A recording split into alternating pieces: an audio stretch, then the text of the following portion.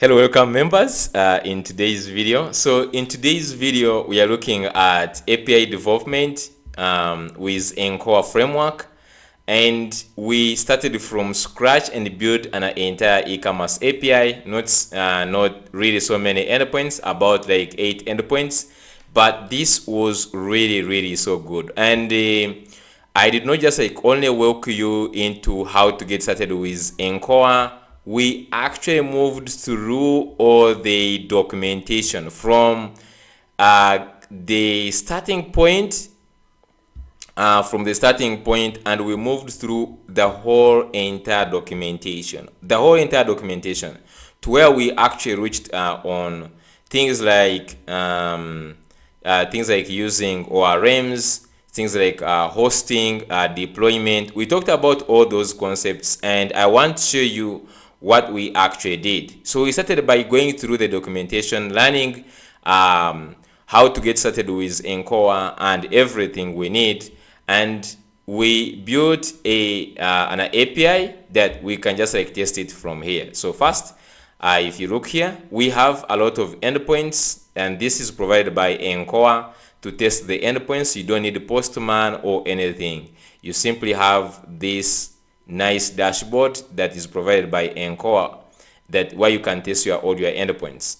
Let's start by actually first getting all the categories by calling category.read endpoint. If I call this one, you will see it is get on categories, and this returns back all the categories. Okay, nice. And we are using behind the scene, we are using Postgres, we are using Prisma. And if I'm to show you here, this is the setup of how it looks. Okay, if you just go here, this is the setup. We have the Prisma schemas, we have the microservices, we have two services. We have the category service and the product service. Went ahead into this folder structure from the beginning where we built two applications, and this was the advanced one. We have the endpoints, okay, which are utilizing the services. If you look at the category service with all these architecture things, how we build them, I explained everything step by step, and we end up creating these nice APIs. And if you look at the list of categories, you can get the list of products here, product.read. If I call this one, you have all the products, and you can see the API is really fast. And if you just go here, you can see that we can also have one endpoint that are very interesting. Of course, you can create, for instance, create a new category. I can say test, type in test, call this, and I can just go ahead and get this API, this very one, by going to another one, which is read one, and I can pass in this ID, and I can call this, and this is the test we have just created. This is for a single one. Now, the nice interesting one actually is this read by category. So yes, I go and first get back all the categories, and I get the category which has many products. If I just go to category read, run, get, but are you seeing that speed? So just get this, copy this, and let's go down here. Let's go ahead and get this product read by category. So now I can do something like this, call, and we have all the products in this category. Okay, so we go from how to set up a simple single service Encore application. We dive into the settings that we all need until we reach ORMs, databases, and not only databases, but even the setting up Docker desktop with containers. You can see here we have the container here. We have the Postgres image running, which gives us these two containers which are also running. So this is really nice. And if you want to get started, start by liking the video, and let's dive in and get started.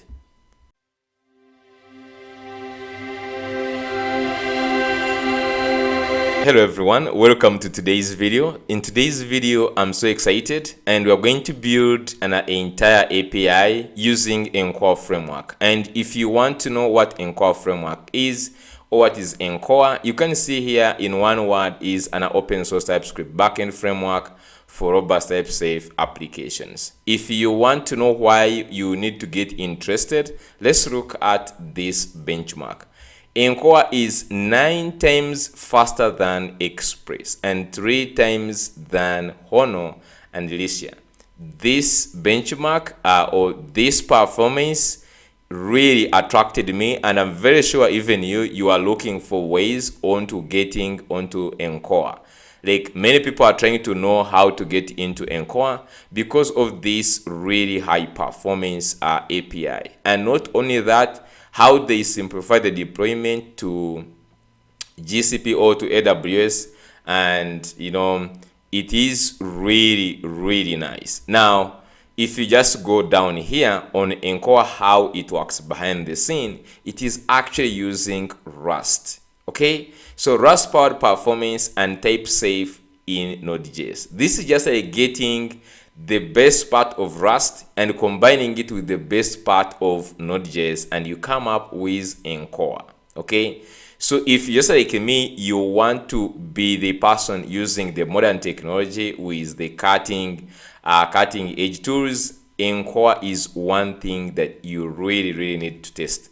And I'm very sure you might have just come across Encore, or you have even watched a video about Encore, but you did not really get into how to get started, because from my perspective, it has a little bit higher learning curve to get into using Encore. The fact that you need even Docker to start running, it is really high. But today I'm just going to make all the errors. We are going to face the errors, two of us, and we just build a simple API using this, and this is going to be a guide to help you get started. And not only that, as you know me, I have a documentation of which I used me myself to learn, because this was really hard. I got like errors for the whole entire day trying to learn something using Encore. So I came up with a documentation. It's not perfect, but this documentation, you're going to be like your handbook, because there is no any other place that you're going to find the information the way it is straightforward as in this blog. So let's get started with Encore. Before the first thing to understand, let's first read some things about Encore. Those days, about like 3 weeks back, I was thinking of getting into different things. I was thinking of getting into Honor, Dino, this whole framework of JavaScript. You're always looking for something much better, and it's going to give you higher performance with better developer experience. So there is Honor, which is really nice. I haven't really tried out. Actually, at that time when I got Encore, I was actually going to try out Honor and also Dino. These are like nice framework, because the person who created Node.js is the same person who created for us Dino. So these are like nice frameworks. But after discovering Encore, I was like, wait, what? This is 3 times than Honor. Okay, so I was like, okay, I have to understand how to do this. It has a higher learning curve, and that's exactly why I'm here to break this down. And if this video reaches like 1k or 2k, I'm just going to go ahead and I show you how to actually add Encore into Next.js and you run them at the same time. Okay, so in today's video, we're going to use it to build a simple API. So, but let's just understand what makes it really high and really fast in performance. But you can see here that they joined the Rust engine, so they're using the Rust powered performance engine, which is multi-threaded. You can see here, Node.js. The problem we have in Node.js is it is single-threaded. It uses only one single runtime. Like it uses when you are running, things are executed in the format of one thing at a time. But here we have Rust multi-threaded request handling and validation in Rust, and then they kept with type safety that comes in for the you can see automatic request validation in Rust for runtime type safety. Compatibility runs on a native Node.js process for full ecosystem compatibility. So installing maybe installing packages and other things, that's why they remain using Node.js, so that you can use your nice things like Prisma, those Drizzle and all other things. Okay, so just going to get started with this. Okay, so the good place actually to get started with, you can see even here they tell you you're just supposed to install Encore. So the prerequisites, let me get into the documentation. Down here I explained why Encore is the future of the backend. In every landscape for backend, finding the right framework that balances developer experience with scalability can be challenging, and that is what exactly Encore is doing. Best developer experience plus scalability of an organization. If you want to go into microservice architecture, of which you're going to dive into just a bit later, but these are the two things that they promise, and without sacrificing performance. So Encore is a powerful backend framework that is revolutionizing how we build and deploy microservices. Encore shines with the microservices architecture, which I'm just going to talk about in a second. So why consider using it? I've already talked about it. Better developer experience. It is still using Node.js, and the performance, you have already seen this benchmark. You can just go and research more about this benchmark really to verify these figures, but this is what they promise, that it is 9 times faster than Express, 3 times faster than Honor. So now, if you watched the videos on YouTube about Encore, they are all over the place. At least in my experience, they really have a better developer experience. The videos, they explain how to get started. I've watched all these videos. I recommend you can just also go and search Encore TS on YouTube. A lot of videos explaining about, for instance, these benchmarks, going into details of the benchmarks. You can see them here, and all these ones come from the official Encore YouTube channel. You can see here Express versus Encore. I just like, and you have seen, I've watched all these videos. You can just go ahead and also watch these videos. Okay, but today I'm just going to go ahead and try to build something with Encore, so that you know for real how to get started with it. And not just starting with just like the normal starting, is using it actually to build something realistic, more so using Prisma. Because if you look at all these videos, you might watch all the videos, but you might actually fail to get started. And the reason is maybe you can even run a hello world Encore, but it might be not sufficient for you to get started. Okay, so to get started, let's dive into we could just actually just the first thing here. Sorry, let me just close these and let me just go back to this documentation. You'll find the link to this documentation in the below the video. So the first thing, you have to install the Encore CLI. Okay, and this is also here. It is the first thing they have put here. Mine is Windows. You can see your Mac, Linux, and all this. Even you just go to the documentation, you go to, there is one for Encore TS and the Encore Go. So they have also the Golang, okay, version of this. But since you're using TypeScript, just click on Encore TS. The first thing is installation, and you need to install the CLI. Okay, so the installing the CLI, it is the same thing that you need to run. So just go ahead and copy this, okay, and run it on the command prompt. So you can just use or open the CMD, or you can use a git bash, any you want. So you can just run this as an administrator and just go ahead and run this here, and this is going to go ahead and install Encore. Now me, I already have this installed. I'm not going to run it once again. I have it already installed. So they say to develop locally with Encore, you first need to install the Encore CLI. This is what provisions your local development environment and runs your local development dashboard, complete with logs, tracing, and API documentation. So you need to install this. Please note, to locally run Encore apps with databases, this is a very big note, guys. With databases, you also need to have Docker installed. Now, if you need me to create a full video about Docker, okay, you I just simply comment and say I need to run Docker. I'm currently already taught my team how to use Docker, and we are just really using it at some point. But just simply install Docker Desktop here. We're going to need it just click for download for Windows.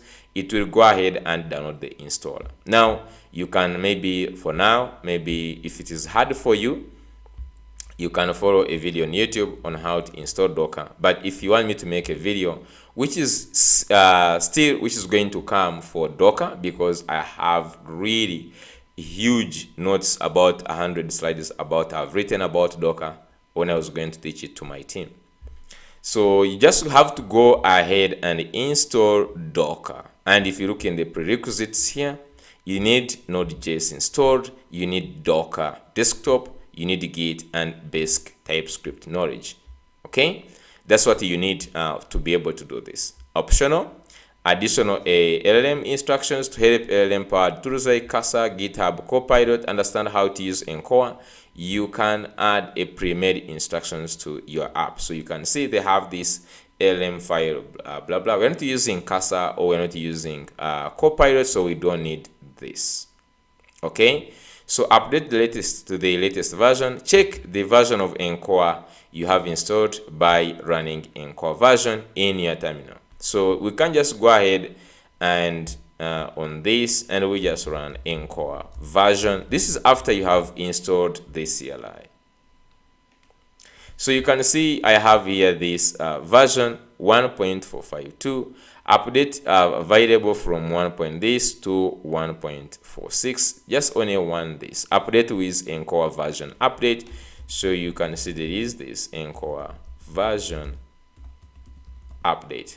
So just trying to run this, and you can see here they are actually running that very command here, and they are installing the Encore. So I'm just going to leave this running as we move on. So this is the quick guide, like what you need. First, you're going to install just install the command, this one, and that it will install the latest one. You can test the version you have installed here, and then you can just go ahead and install Docker. As I've said, you can just like right click on this here, Docker. Just go ahead and download Docker Desktop and install it. Now you don't need to know any command for Docker. You simply need Docker running. You're not going to run not even one single line of Docker. You don't need to know how the command is for Docker, or for that matter in any way. You just simply install Docker Desktop and everything will be configured by Encore. So that's the only thing we need to do here. And you just see here, go to the next one, which is a quick start guide. Build your first Encore app in 5 minutes. In this short guide, you will learn how to build your first app. So you can see, install the CLI, of which we have already done as your first step. Now to create a new app here, you run Encore app create. Okay, and down here you should just now take a look at the code. So you just get this hello TS file in your editor. We're just going to look at this in a second. Okay, so let me just go create a folder here. I have a lot of things open. I'm just going to first go ahead and close all the open windows, and now open one. I will just quickly run like this. I will just go to learning. Okay, just have like your folder. I always have, like when I'm learning new things, I always have this. I have Encore here, but I'm just going to create a new one for Encore, maybe with YouTube. I just say Encore YouTube. Okay, so inside here is where I'm going to be creating all my files. Okay, so the first thing to do is I'm just going to open the terminal here. So I can just go here and either open this in VS Code. If you're just like familiar with the terminal for VS Code, you can just open this in VS Code. Okay, nice. So let's go ahead and open our terminal just like this. I'm just going to pull this up here, and just keep in mind, even me, I'm learning. Like, I'm not an expert in Encore in any way, not even so close. I'm also just learning this, but I just want to learn with you and see how you can get into real documentation. And this is exactly how I do it. I just go into documentation and I start just like learning by doing. So the first thing we need to do, I don't know if this has finished. Yeah, so this went ahead and now finished. If I just run now back in core version, I have now 1.46. So this is the latest one. Okay, I can just go ahead and clear this, and also I can exit this. Okay, so I just want to now use this integrated terminal in VS Code. So I hope you're at this point. Let's just go ahead and run Encore app create. So since now we have the CLI, we can run Encore app create just like this. So you can see here they ask you which language you want to use. So since we are going to use TypeScript, select TypeScript. And now here you can see that if you just like use TypeScript and an intro to Encore, this one, and an internal tutorial. So they say hello world, a simple REST API, and they're just going to go here and install this one. Okay, so at this point here they say use arrows to move. So here they have an intro to Encore and an interactive tutorial. Then there is hello world, a simple REST API. There is also this a microservice with even cron jobs and all that. Now just run this one which says hello world, because if you see here they tell you that continue by picking a name for your app, select hello world template. So you can see here they say select the hello world template. If this is the first time you're using Encore, it will be asked if you wish to create a free account. So you see, they will ask you to create a free account. This is needed when you want Encore to manage functionality like secrets, handle cloud deployments, which we'll use later in the tutorial. So just you have to create an account after choosing this template. So choose the hello world template. So they ask us the app name, and we're just going to say getting started. I could just say getting started. Okay, so it is downloading a template hello world. The reason we just of course build a blank app. I will show you when we are building an actual API. This one we just want to get familiar what is going on at this point. I would want to know like what is the code all about, and since this is what they actually guide in their documentation to do, I just thought like, okay, let me start with this one so that I can get things to explain to you. So now there as the still downloading, let's just wait for it. And at this point, by the way, you don't need yet the Docker, and because we are not going to use any API databases right now, but we'll need Docker when we just are going to do with Prisma and putting some database. Okay, it is still downloading, and it said download the template. Yes, wait for a second, and we're also going to go ahead and cd into the app, and we open hello.ts. But looking from, you see from this photo here, okay, one thing is on how they create the API. Okay, so how they create the API, they use this, you can create and export a function. You can see here export const world, and it uses this API function or API method, or this API from Encore dev/API. So this is which builds the API. And this takes in two things. This API function that we get from the Encore API, it takes in two things. It takes in, the first one is the options. The options that configures how the API endpoint is going to look like. First of all, you can see the method. The method is get, and this is the path where you need to access this endpoint. And this one, expose to, is the if you want this one to be publicly accessible or you want this one to be private. So you set it true, and this path is the path to our endpoint, like the way we say products, API products and that. So this is the path to our API endpoint. Then here is the function that is going to run when you hit this endpoint. This is the function that is going to actually run. So you can see it takes in the name of type string and just returns back a message of hello name. And you can see they are just writing themselves here. The interface, the response is message. That's why you have return message here. So if you just go back here, you can see they are asking us. Now you might see some pop-ups like these ones. I don't know if for you, you are going to get them or not. For me, I got these annoying pop-ups. I don't know, like for sure, I don't know what to do this. If you have configured this, if you have this configured, please tell me how you configured this to make sure that these annoying pop-ups don't come.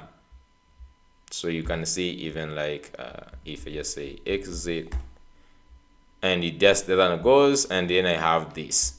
Okay, I'm just going to minimize it for now, but you can see it successfully created a getting started application.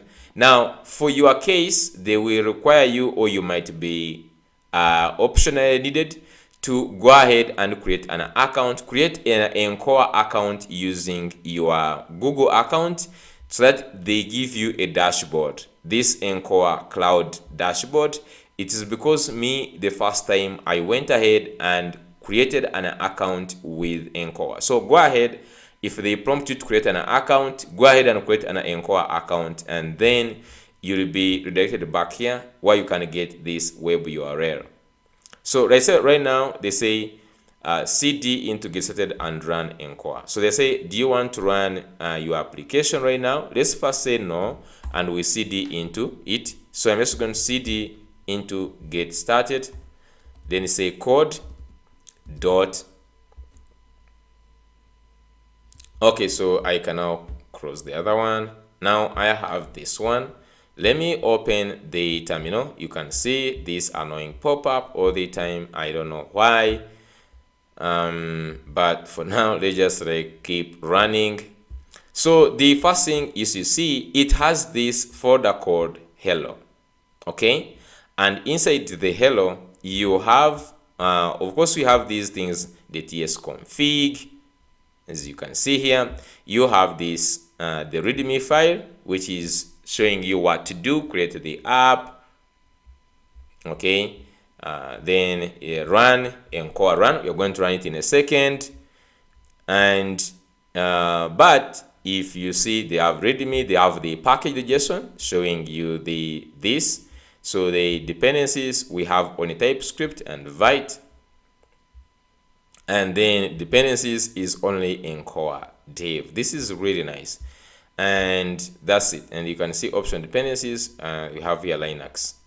Okay, so right now the only folder we have, these are node modules, you know them, git ignore and Encore app. Now Encore app, you don't need to do anything here for now. Don't do anything with this, but it has the ID and the language you chose, a TypeScript, and it has the ID of your application. So you don't need to do anything with this file encore.app. The git ignore, you know it has the node modules and all other files you don't want to push.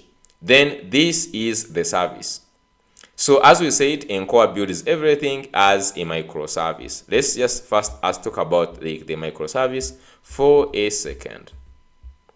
So I'm just going to come here. If you have an application, let's just say you have this app, and this is maybe your let's say this is hub app. Okay, this app, let's say you have this application, it is here, and this application is going to be handling a lot of things. This might handle, for instance, let me just say, you might find in this application, I have, for instance, my students authenticate, I have like our users, I have courses, and maybe I have also an eShop for the templates. Okay, let's say I have here users. Okay, so these are the different users who go and log in on This is Hub app or the This is Hub, you know. And then we have, for instance, here the courses, and then I have also maybe the template store. Okay, so I have like, this is a typical example of what can be like on a typical application. So now basically what we normally do in normal building is that all these ones we put them together, okay, and we build a next app. So you put all these, okay, I'll just like go ahead, let's first draw another one here.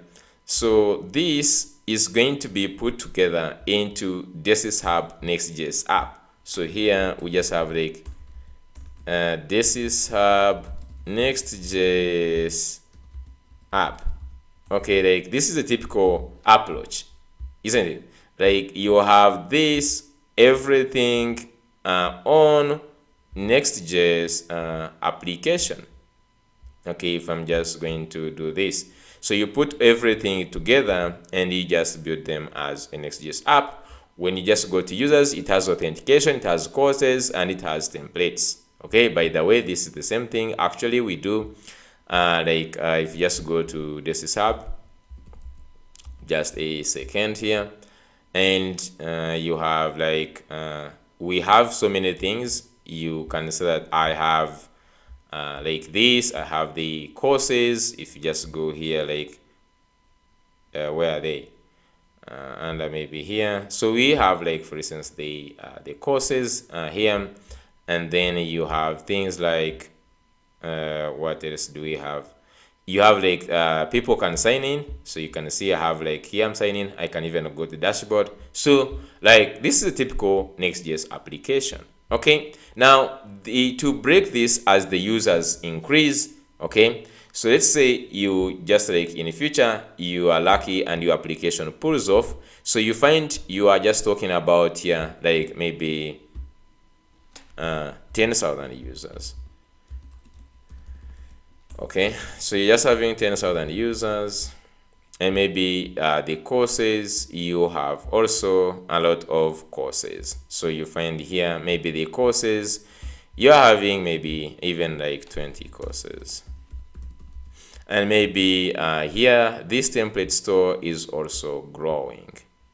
So this the template store, this one is also growing, and you have maybe reached 100 templates.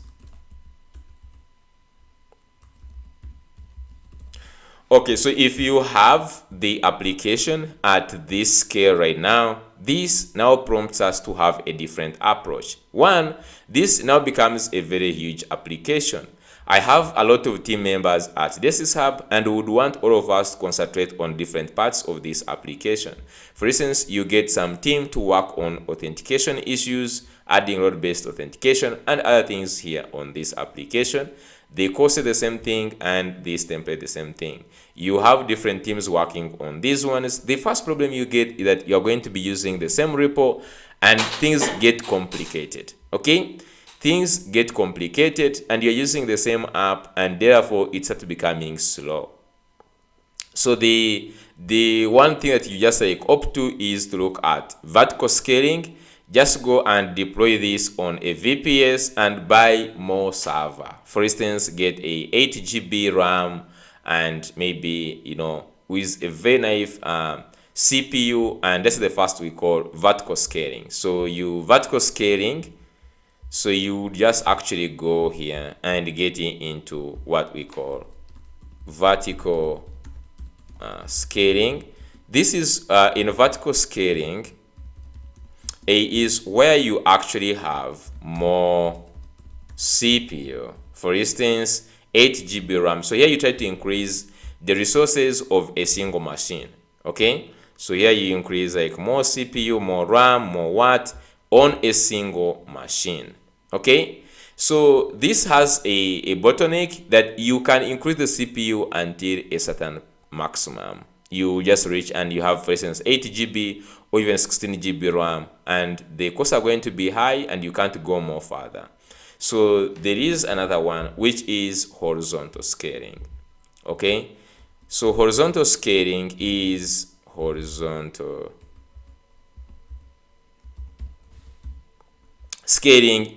where now, instead of focusing on one machine, is looking at having more servers. Okay, like having multiple servers for different services. For instance, these users would now get them onto a different I would say, okay, now since we have more users, these users, we can create its own application. So I can create an authentication app. This one becomes its different service. So this one we can use maybe Clark, and it is a third party tool that is handling authentication. Or you can build a different API endpoint or a different API to handle user authentication, and you deploy it on its own server. This one becomes server 1. So you can see here we have our API for users on S1. Okay, like this one means you might just like, what is S1? But I'm just like trying to say, if we have like server 1, this is our server 1. Okay, so now this server 1, it actually becomes a service now, since that it is providing some things. The same thing goes to the courses. We build the courses on a different platform. Then we also build the templates on a different platform, and this becomes three different services: the courses service, the template service. So you can see this is what we call a microservice architecture. And then we can use something. I create another application that is joining all these things. For instance, when you come to this hub and you go / maybe sign in, okay, when you just go / sign up, you go to another you hit another application, but we can use proxies, or we can use Next.js to configure this. When someone says / sign in, okay, like something like this, we can have this endpoint on another application, but we route it to this hub. So you find you have different things. We join all these services together to build a DSys Hub app. So this is what Encore means by services. So Encore is service-based, and it is the first approach they take into building services. Building an app, they use the service, the microservice architecture, but they still maintain with a monolith thinking or approach while you're building it, instead of just like having different applications. So in real life, this would be a different API, different application. You could have three individual Node.js APIs, which are very different in 3 repos, but you can achieve this, okay, in a single repo. Okay, that's what you call building a microservice, but with a monolith style of building. Okay, so I hope I brought that out very nicely. So that's what Encore fixes on. So if you just go back here, you can see the first thing they have is this encore.service, and every time you create a folder, or this, you create this one, hello, this you register it as a service. As you can see, hello, and hello becomes a service, and you simply export default new service and you give it a name. That's the only thing you need to do. Just one line. Okay, You can just like remove this. They say Encore will consider this directory and its all subdirectories as part of the hello service. You can just read about these primitives. Hello service responds to requests with personalized greeting. So inside this hello, we have hello.tests. This is fun to run tests, but there is hello.ts, which is the actual API. As you saw here, we said you create, and this const, you can give this anything. Okay, you can give this maybe start. Like this has nothing to do with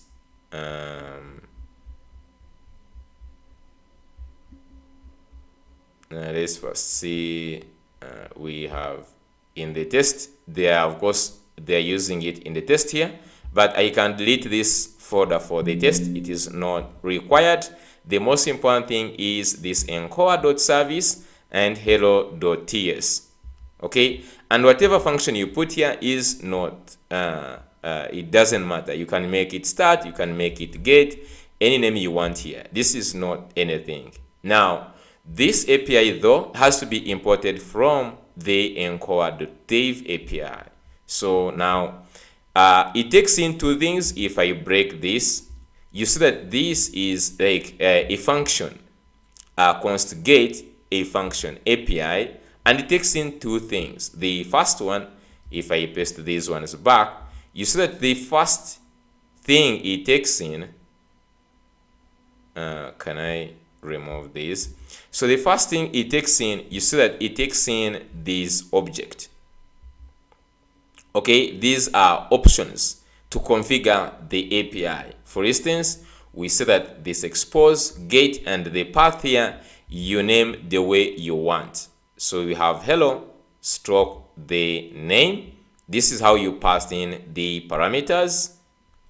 And now we can, the second parameter is a function, an async function that is going to take, it takes in parameters, and you can see this is a normal TypeScript function.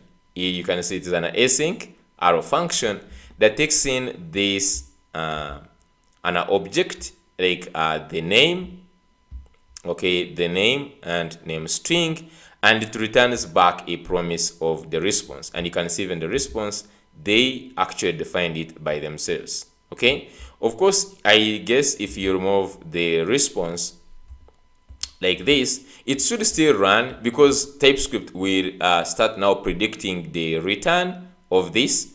Okay, but the good naming, the best practices is to actually return the response here, the promise, to know what is returning back from this. Okay, so you can just like change this, you can just say greetings. So you can change this to greetings and then the name. So this is how you create an endpoint. Now let's run Encore run. So just come here and say Encore run, just like this. Now this is going to start the development, server, and to open, localhost.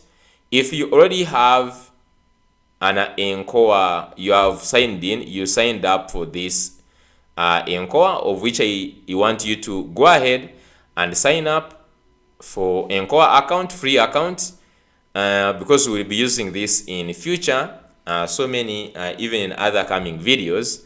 But you can see that in the analyzing, we have here this gate.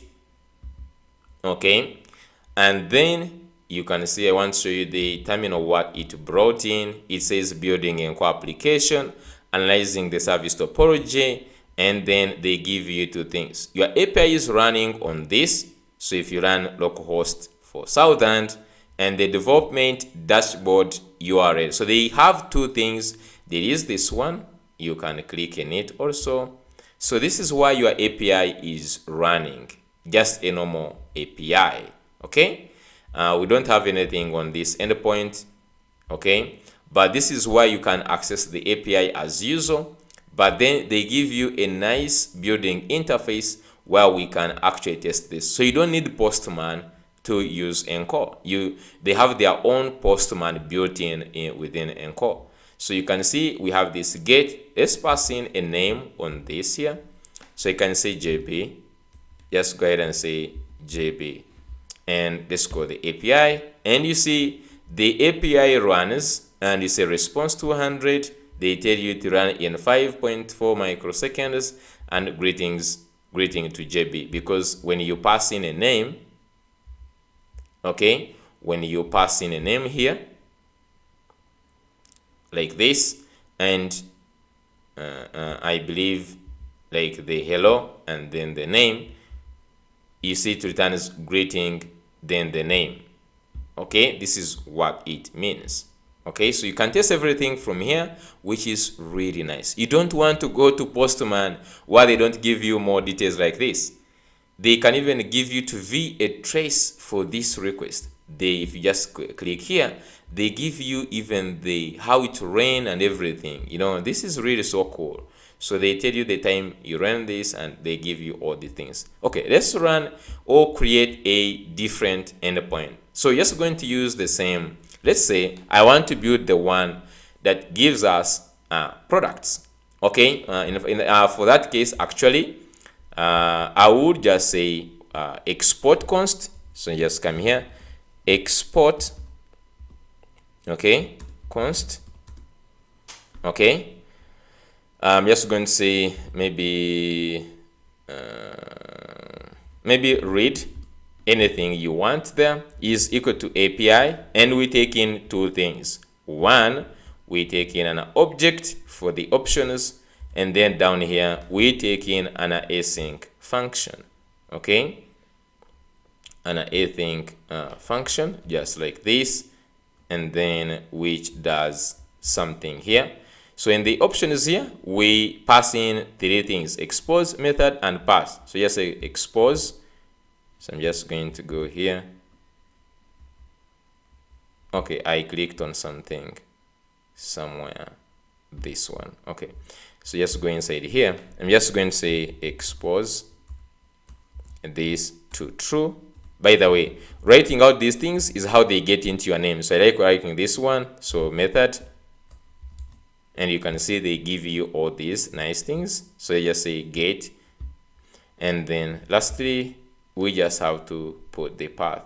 So just say path. And I just want to say this one to be /products. Just like this. And then inside here, I just want to have a function that is actually not taking in anything.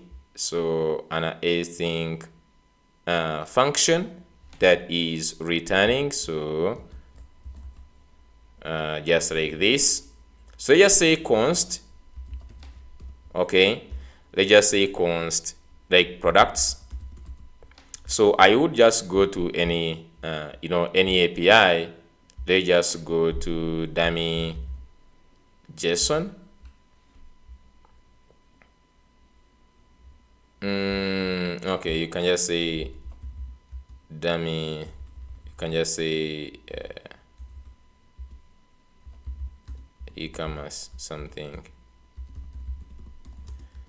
API. Like we have this fixed store API, and they just go get the documentation. Let's get all products, and I will just simply go to this endpoint here right now. Okay, and actually you could just even just go ahead and run this, get these products. Okay, why not? But I will just go here. You say, for instance, const products is equal to await, and you could just say fetch, and they just actually fetch some products. Why not? So we have these products, and we are just like fetching them there, and then you say const. Okay, this is a response, and then I could say const maybe products is equal to await response dot. So just writing like the normal JavaScript, and then after getting this, you see getting the race, and then you can just then whatever we get out of here, we can just go ahead and say return the maybe products. I'm not sure if this is now the actual thing. So here we have a sync function. So just a second on how I wrote this one. Just if I remove all this, okay, I think should be putting a comma here. So just put a comma here, just like this. So we have two things. We have this, we are exposing the path products, and then we have const await fetch. We are fetching the products, returning this, and then we return this here. So you could also give the response. You can see right now the products are unknown. So if you just want, of course, we could just go to this endpoint here, and we get that these the products are like this. So for instance, if I copy this, okay, and then I could just go to ChatGPT, maybe here, create for me the response type for this. So just like copy one, and then like this gives us what this maybe brings back. So I'm just going to copy these two, like the interface back here, and you can just go ahead and paste them here. So let me just remove these here, and let's paste these here. So we have the product response, which is returning this, okay, an array of this. So if I just come here, I could say this function, it takes in nothing, but it returns a promise, okay, as you can see here, a promise of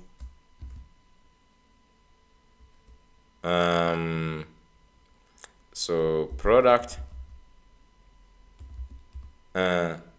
response, I guess something like this, and this one is going to be, I think, an array of this.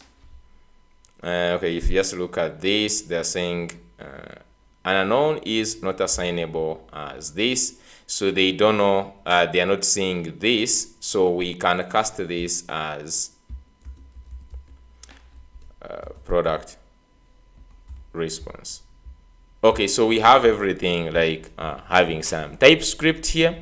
Let's go to this endpoint, see if it exists. So if you just go back to Encore here, you can see it always getting the changes. If you just look at here, every time you make some changes, they actually keep on updating.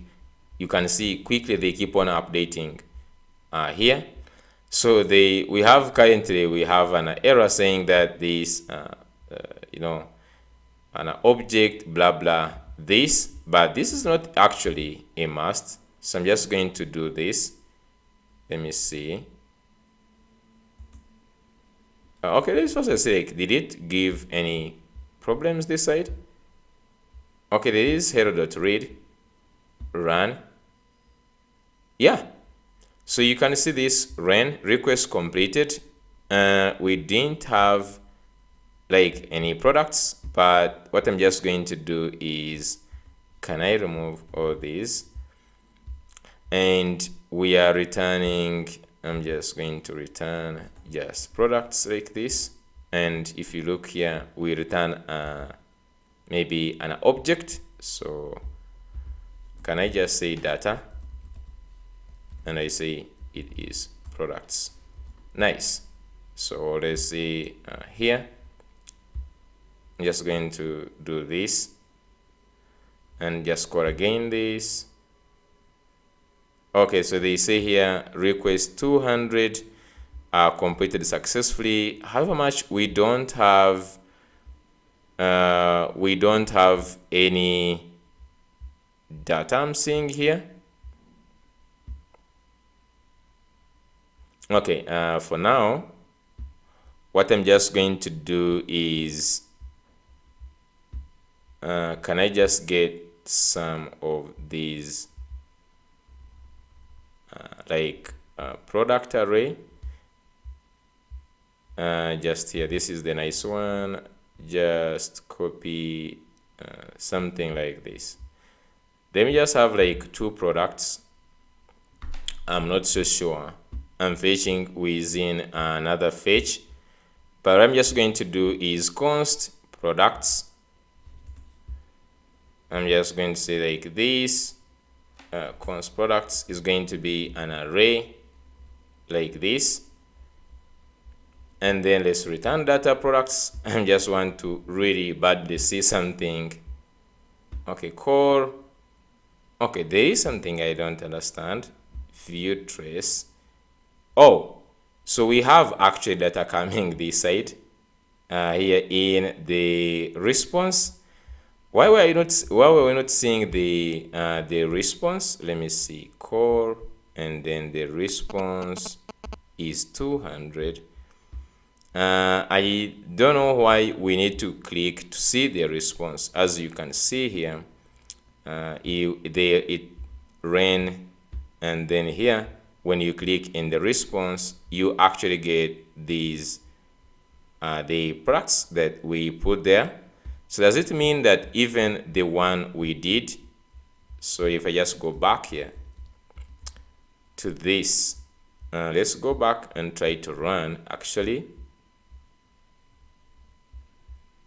go back, call the API. Okay, now we have this hello.read, and we have all the products. So I think because of the other side being a small, they have here this whole entire response giving you all this. Okay, so nice. So we have this now. As you can see that this one is supposed to be a different service. Okay, this is not supposed to be under the hello world. So if you want to create a new service, exactly the same folders we need in here, I just come here and create another service. So if I create another folder here and I say product, okay, and to count this one as a service, you need to create this encore.service. So you just need these 2 files right now. Let me just copy the encore plus even these 2 files, copy them, press them inside this one, and we change this one into, for instance, I'm just going to go to hello, remove this API which gets the products, because we're now going to change it to the other side. I'm just going to remove these, and even let's just leave those ones for now. So go back inside the product. So this is a new service. You simply put them the folders here like this. I will show you how we can build a more granular architecture. So inside the product here, we have encore.service. Simply export this as product. So when you export something, give it a name, it becomes actually a service. As simple as that. And then if you just go to hello, we can change this one into now product. Just like this. Yes. By the way, you can name this any name. It's not a must like you name this one. What is that? If I'm just like having product.ts, so I have this product, and I'm just exporting this. And now inside here, I may just going to remove this. Okay, remove everything here. I'm just going to close. I don't know how I got into this. Do you want to save changes in the main.ts? Yes, like, did I even change anything here? Override or anything? I don't know. I'm just going to first go ahead and close all the files. don't save. What? Like, I don't know who here is this here, but just go here in the service, and then I have this product. I have this. I can change this one to something else, maybe start, okay, or home. And then this is now a new API. So now this one is giving us this is no longer located into the hello. So if we just go back to the platform, okay, they say that this doesn't no longer exists, so we no longer have this. So we have now it as product.home. So if you call this, to call this endpoint in this Encore run, okay, just go ahead and run Encore run. This is going to go ahead and build again the application. So let's go ahead and refresh. Now call the API, and we have it running. Nice. So you can see we created a different service. This is how you create services. Okay, simply have the hello, product, category, just like that. Okay, since now we know for starters how to create an Encore app, create a simple API, we know the purpose of this file now. Let's continue and get into more advanced. So if you just go back to the documentation, after you have done this, you define the API. We have seen this. This is how you create a service. So they say the word endpoint is part of the hello service, because in the same folder you will also find the name encore.service.ts, which looks like this. This is how you define services with Encore. Encore will now consider files in hello directory, and it's subjected as part of the hello service. If you want to create more services, simply create new folders as we created, and simply create new folders and add encore.service file that is exporting a new service. If you are curious, you can read about defining services and APIs. Okay, so now if you start the app, of course they took us to the dashboard. We have seen how this dashboard works and everything, calling the API. Nice. Okay, so now we're not going to deploy anything right now. Okay, so let's just go ahead and see how do you start getting into the hard waters. So if you just go here, creating a REST API, create a REST API with Encore, use PostgreSQL database, use local development dashboard, test your app and run tests. So you can see this one gets into more intense. We are using database migrations and all that kind of stuff. So this is why we are going to start actually use Prisma. Now, if you want to see more before we go into this one, we can read two things here: the app structure and the services. So structuring your Encore application, this is also very important. Encore uses a mono repo design. This is actually going to highlight this. Encore uses a mono repo design, and it's best to use one Encore app for your entire backend application. This lets Encore build an application model that spans your entire app, necessary to get most value out of the features like distributed tracing and Encore flow. Okay, if you have a large application, see advice on how to structure an app with several systems. Okay, so they say monolith or microservice.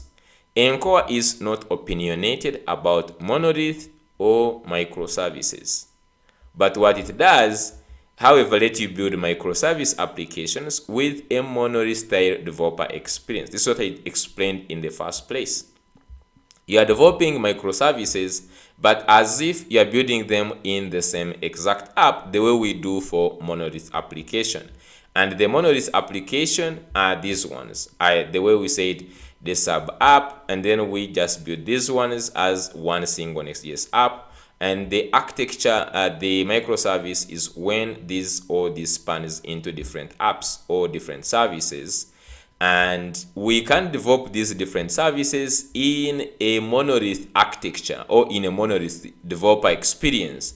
We still have users, courses, and templates, but still in the same application, which looks like a monolith, but these ones, they are services, which is really much better. I don't know if you understand how powerful that is. Okay, so for example, you automatically got ID auto completion, making API calls between services. So like you are having like different applications, but in one application, so you can communicate using TypeScript between these services. So defining service, we have already seen. This is how you define the service, by putting this file encore.service. And example here, so this is how they single version, so they have single version application, single service application. The best place to start, especially if you are new to Encore, is by having a single service in your application. Once you are familiarized with yourself with Encore development model, it is easy to break into multiple services. And this is exactly what we did. We only had the hello world service, and afterwards I created another one, product service, and we looked at how it works. So the best way to design this is by defining Encore service.ts in the root of your app next to the package.json. That is if you are going to do a single service application. Let's say you are building only for this hub users, only the users. So if you had only one service, like users only, this is the approach they talk about here. Okay, that you can use now this architecture whereby you put encore.service in your root, and then you have app.cs to define the endpoints and the DB to define the database definitions. But now, as you know all very well, this is not something we always do. We always build a full stack application with crazy database. You can imagine the school management system, which has really huge. So here we just have multi-service application, distributed system. This is like where you have, for large applications, it's often useful to break into multiple services. This helps improve readability, scalability, and lead to a clear code organization. Encore makes it easy to structure your application as multiple services. Just like before, you add Encore service to mark a directory and its subdirectories as a service. Note: services cannot be nested. This is one thing. So you cannot put service inside another service. That is not allowed. Each must be defined in its own directory. And when they say directory, they mean a folder, and they cannot live in a subdirectory on another service. We have already talked about that. If you have a single service project with Encore file at the top level like this, or a project, and you want to break it into a part, start by moving that service into a code subdirectory. So this is how you create them. You have the encore.app outside in your app, then you have the first service, then you have the second service, just like this one. This is exactly what we did in here. We have the hero service and the product service, and the encore.app is outside here. Nice. Now for large applications with several systems, if you have a large application with several logical domains, each consisting multiple services, it can be practical to separate these into distinct systems. Okay, so this is now getting even more bigger than this approach. Systems are not special construct in Encore. They only help you divide your application logically around common concerns and purposes. Encore only handles services. The compiler will read your systems and extract the services of your application. As application grows, systems will help you decompose your application. So let's say you are building a big app, so you have the Encore here, and you are building, like for instance, they give example of a Trello system. So they're saying here to create a system, here systems, and so to create a system, create a subdirectory for each system and put relevant service packages within it. This is all you do, since Encore service consists of a Go package.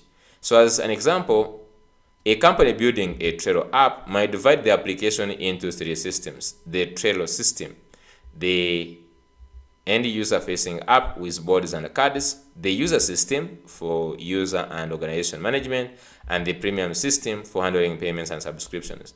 So you see they have the Trello, which has the board. Now simply they have the folder, and instead you put a board and you put Encore service. So this becomes the service, the card becomes the service.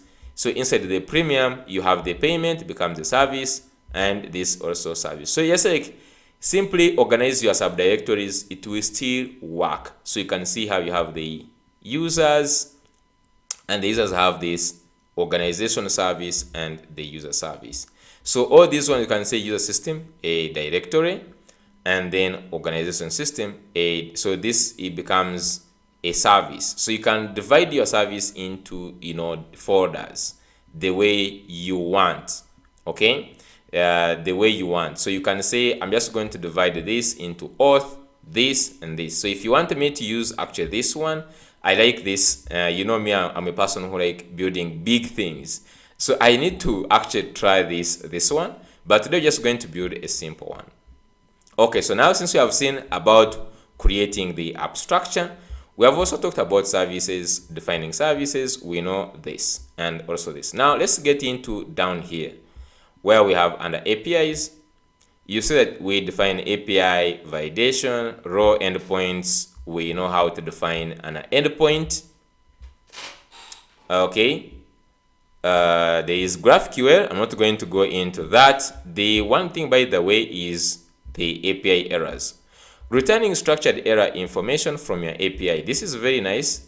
You can see here code, not found, message, and details. So to return here, they have this API error. We're going to be using this match. Okay. I'm also not seeing. I'm like not so much like knowing all the error codes. Okay. But they have put some here. For instance, you import API error and the error code from Encore, and if you want to say, you can say throw new error and you pass error code dot not found, and then you put the message. Or a shorthand, you can write this throw API error dot not found. So you have this, and this not found is a code. Now, if you look at the error codes, they are all here. Okay, code, and then the status. For instance, okay is 200, 499, client cross request, 5 bad requests, all they are here.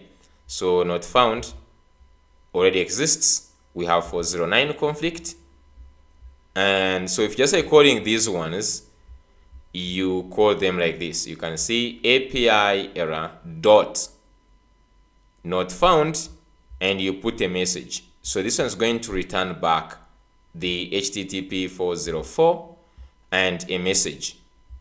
So we're also going to be using these ones. So you can have this authenticated and all these ones. Nice. Now let's look at the databases just here. So using here SQL databases, provisioning. So by default, they like using the SQL database. Okay, so they say here, to create a database, import Encore Dev SQL, and they use this new SQL database, assigning to that into a top level variable.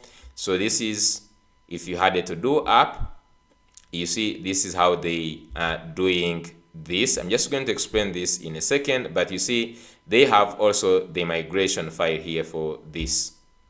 So they're using the migrations behind the scene. This is why we can define the schemas and all that. Now, since I'm not going to use SQL, they have here Postgres. Okay, they use Postgres a lot, and it is one of the databases I'm just like getting really nice with these days. So we're going to be using Postgres with ORM, which is going to be Prisma. So if you just go down here, there is authentication. So authentication, users knowing what and who, blah blah. By the way, this is something I want to get into. I'm not going to talk about it today, but in another video I will just talk about authentication. Okay, I haven't done me myself here, but knowing how to do authentication in API is one first thing that you need to learn. But today, what I want to do right now is getting into ORM. So they have these different ORMs. They have Sequelize, they have Drizzle, Prisma, the mighty Prisma, the next JS, so you can just go ahead and look at the the setup for all these ones. I'm just going to go to move you through the setup with Prisma.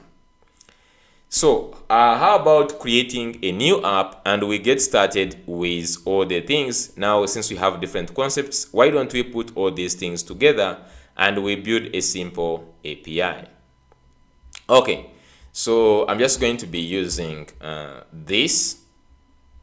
Okay, so let's get started with now the actual documentation, creating a CRUD app API using now Prisma. I'm just going to start here. The first step 0, we have already installed the Encore CLI, and you can verify this by going to any terminal here, anywhere, and you run for instance, you can just go and run Encore version. We have already done that. Everyone know that, of course. And this is going to show you the version you're using for Encore. I'm just going to go ahead and close this project because you can also go ahead and also close this one. Where is it? This one. Close it.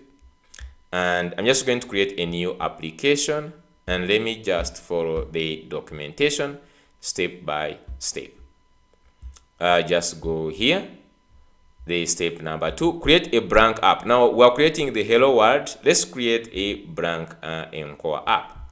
So you actually say Encore app, create, and then you put the name of your app, -- example, and then you say TS empty. So I'm just going to run this command. Go back inside here, they get started. I'm just going to open this again in my VS Code. I will open my integrated terminal in VS Code, and I'm just going to run here the Encore. So I'm just going to say Encore, okay, app create. I think that is it. It is Encore app create. Encore app create. You put the name of the app. For instance, they just say here e-commerce API, just like this, API. And let me just go ahead here and I put -- so here we pass in the example we want to use. So it's a example, okay, is equal to, so here we say TS empty, just like this, and this is from here. Just if you can just simply copy and paste it there, but I just like always write them so that I can get them in the head. So write this is going to go ahead and start downloading the empty here. So I'm not going to build exactly the one that we have here for the contact, but I want to use the same principles that I used to build something that we can all learn from. Remember, I'm also learning, so I'm not so much like so good with this. We're going to get a lot of errors, but we'll get out of them, both of us.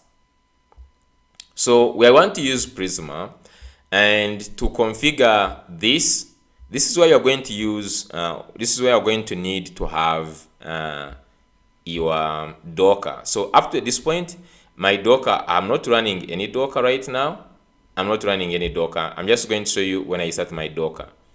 So, but basically we have our schema. You can see here, you can run the schema normally. Okay. Don't worry about these ones. And then you also have this database.ts file, which we can actually use. So you shouldn't just like need to worry about all these ones. So I'm just going to take you step by step. You can also just like clone by saying Encore app create example. You say TS Prisma, and it will give you the example using the Prisma. But actually, when you look at this example, it is configured really different. So I'm just going to show you the actual way how I configured the things. They give you some step by step here, but actually I followed this one until I got lost. Okay, just to know, let's say to deploy your app about this, you will have to put the post install. Of course, we all know this. Then also you need to configure the binary targets. Okay, then generate the migrations. Okay, so I'm just going to move you to this. I don't know if we can deploy. I've never deployed any. Maybe today we can try to deploy. Okay, I hope the app is created. So the app has been created. I'm having all these annoying things, but let's just say go ahead and say no here, and then I'm just going to say cd into e-commerce API and just say code dot minus r. Okay, so I will just go ahead here, open this the terminal, and I just want to look at what we have so far. So if you just look here, we don't have anything. We only have the encore.app, and that's it. There is no any service since we started from the blank slate. Okay, we know very well if you want to create a service is really easy. There is no any much logic. So let's say we want to create our API. So I'm just going to go up here. So let's plan our API. So basically, I just need to have my API, and for this I just want to have categories, and maybe, so let's just say in this is going to be our e-commerce API. Okay, so in this e-commerce, that's even the spelling of e-commerce. Okay, so in this API, we're just going to have two services. The first one, so I'm just going to say, I just want to have the categories plus the products. Okay, so like I'm just going to have categories. Okay, and then I also want to have the products. You know how this goes. I'm just using this because this is a simple architecture for all of us to understand. So this becomes two services, the categories or the category service, and this the product service. Now, since they normally actually name them in small in singular, so this is going to be category service, which will give us this category API, and this is going to be also the product service. So to create these two, actually it is very easy. Start by creating the folders in the route. I can simply, by the way, you can even create a folder and you name it services. It does still, I think it still works. If I just say, for instance, services, and then inside the service, I'm going to create my two services. The first one is going to be, product, and the second one is going to be the category. I haven't done this before, by the way. I'm also just like learning to see if this can work. Now, to define these as API or as services, we all know what we need to do. Okay, so if you come back here, services, I just simply want to say that you need to create just simply a encore.service in that directory, and you add this. So copy. So I'm just going to start with the category.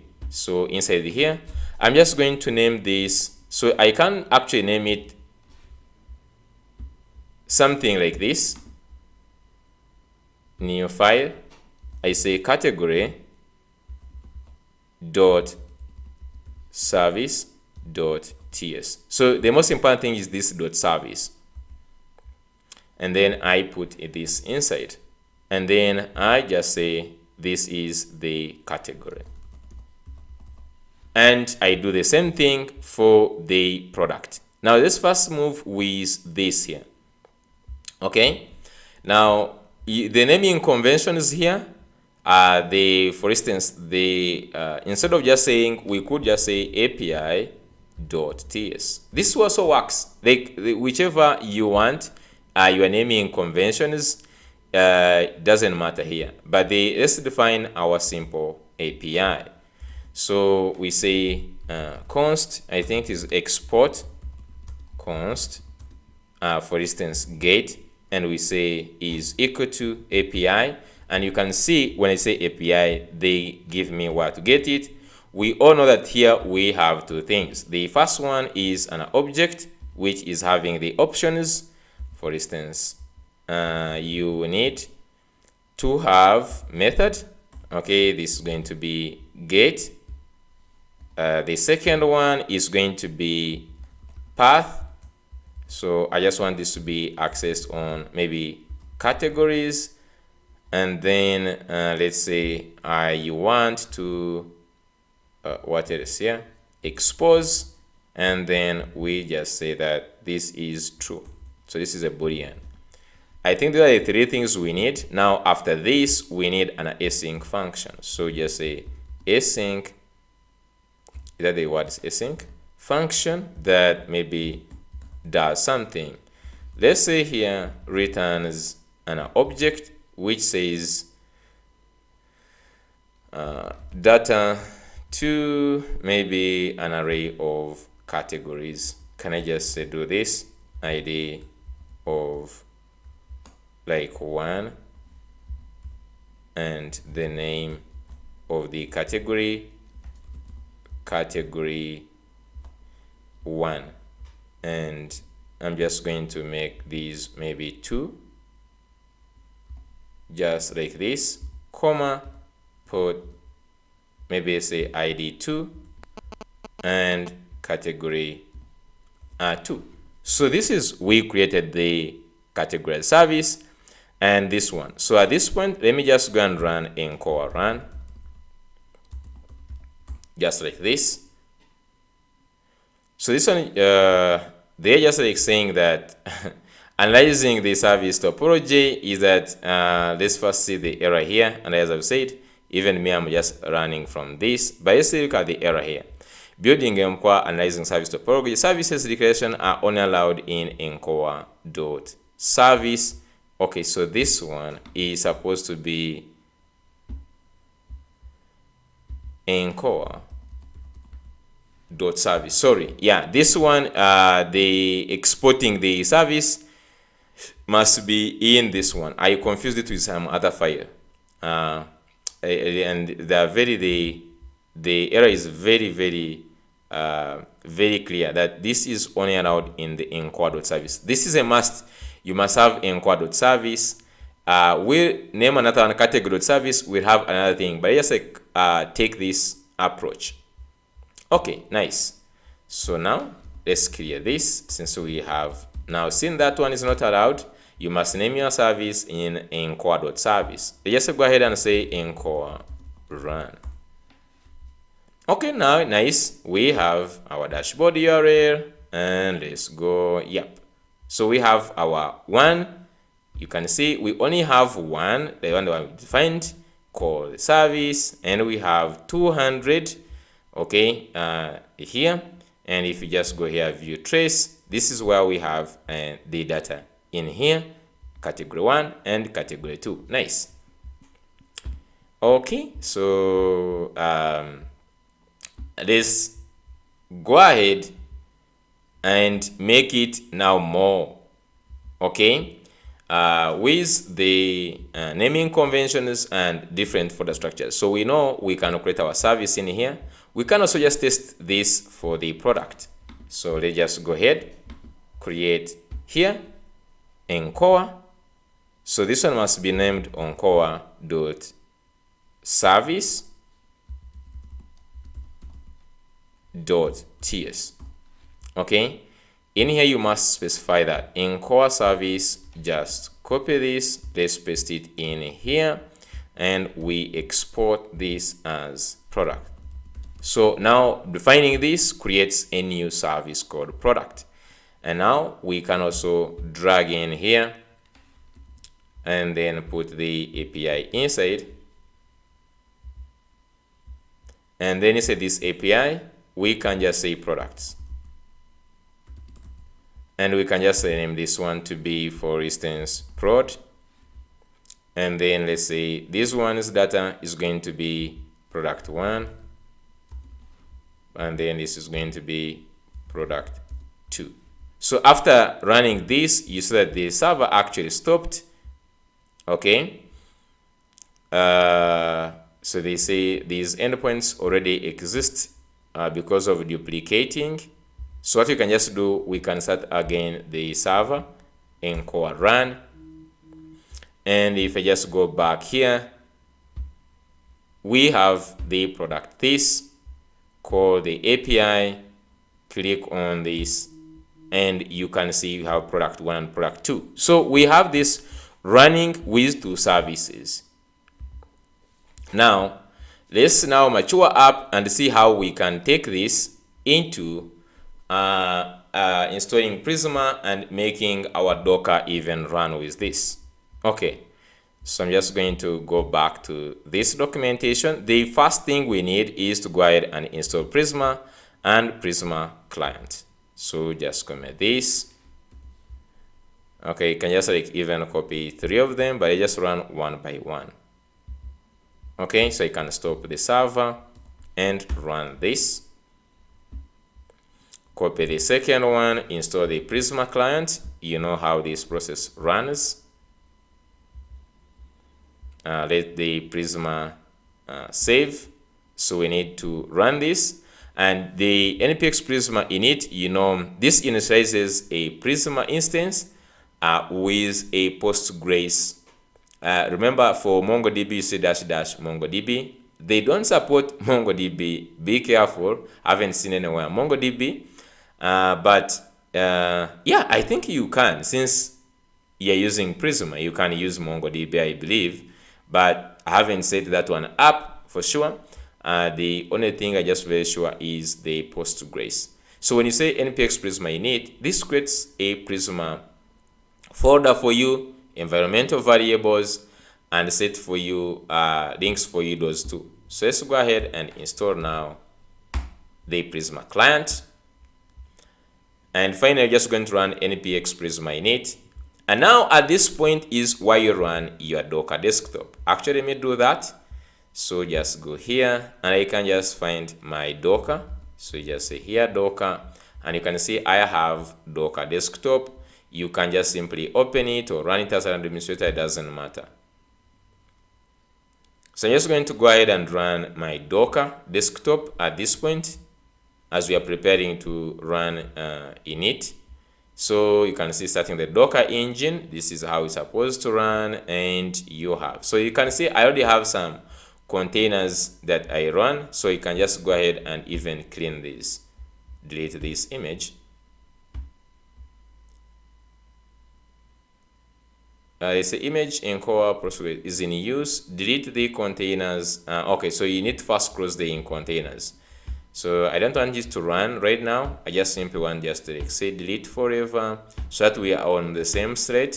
So I don't have any running containers, and also the image, I'm just going to go ahead and delete it. So if you installed Docker desktop and you don't have any images, you should be on a clean slate like this. Okay, we don't have any container, any images, we don't have any containers. And I said, if you are new to Docker desktop, you don't need to do anything. Simply just like make sure this engine is running. Docker engine is running. That's the only thing you need to do. Now, if you need me to do a Docker complete tutorial, please comment in the description. Start by liking this video and give it a thumbs up. I will create a Docker desktop full tutorial because I've already taught my team how to use Docker. So I'm just also going to create this for YouTube. Okay, nice. So I have my Docker running. I have my application here. It has installed. So the next thing is to go ahead and run npx Prisma init. So this one will create, if you just see here in our services, inside here there is nothing we have to do with Prisma, right? Now, you will find in some examples for Prisma, that's why I didn't follow this. If I go back to Prisma here, if you just go and see the example they gave within this one, you can click on this. It will open the example. If you see, they defined the user service, and inside the user service, you can see they have encore.service, and inside this service they have Prisma inside that service. Okay, so I'm not going to take this approach whereby each you can actually build that approach whereby each individual service has its own Prisma, and then like the product has also its own Prisma. I'm not going to do that. I'm just going to have one Prisma. Since this is a small scale API, I will have one Prisma supplying the two services. So run npx Prisma init, and if you run that one, you know what Prisma does. It will just go ahead and create all these things for you. So it created a folder here for Prisma for us here, and inside this it has the schema.prisma, which has nothing, only connecting the database URL here, and it is using PostgreSQL, and it creates also the .env, where it goes ahead and adds this sample Postgres URL. So in one way or the other, we need to get the Postgres URL here. Okay, and this is the purpose of the Docker. Docker is going to use this Postgres URL to start like running and spinning up things behind the scenes. Okay, so since we did that, let's go back to this. Our Docker is running.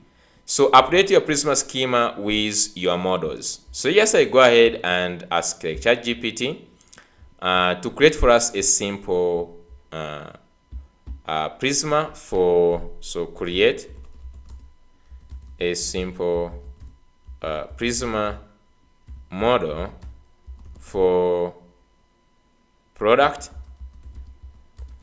and category. Okay, maybe we just like say with a relationship. Okay, there is one relationship here which is one to many. So just like say here, if it just goes to create for us this here. Okay, maybe just going to add in more things. We'll remove what we don't want. So let me just copy this. Okay, and I will not use this. Can you using Postgres. So use CUID. I just want to use, instead of the auto increment, just want to use the CUID. Okay, so I'm just going to go ahead and copy this here. So copy this and let's take it to our Prisma here. So down here, I put this. This is what we normally do all the time. So we have the model category. It has the name. They're saying unique. And it has the products as the relationship. And then, well, okay, we have the name. Do we need to make it unique? Okay, I just like leave it unique for now. Then we have the title, price, float. It's okay. We don't want description for now. Let's just like name it only this, and they don't even need an image. So just want to name it title and the price. And then we have the category ID and the relationship. Okay, we all know this relationship. Then we have our timestamps. This is cool. This is what we normally do in the normal Prisma project, in Node.js, in also in Next.js and everything. So since we have updated that, let's continue. So now creating a global Prisma instance. Now we can see we create database.ts. Okay, let's create this file and add this. Now if you remember, this is in here in the documentation configuring Prisma. You see you need a database TS and the Prisma schema. In the Prisma schema is where you put your schemas, and then in database is where you configure how Prisma is going to work with this Postgres thing.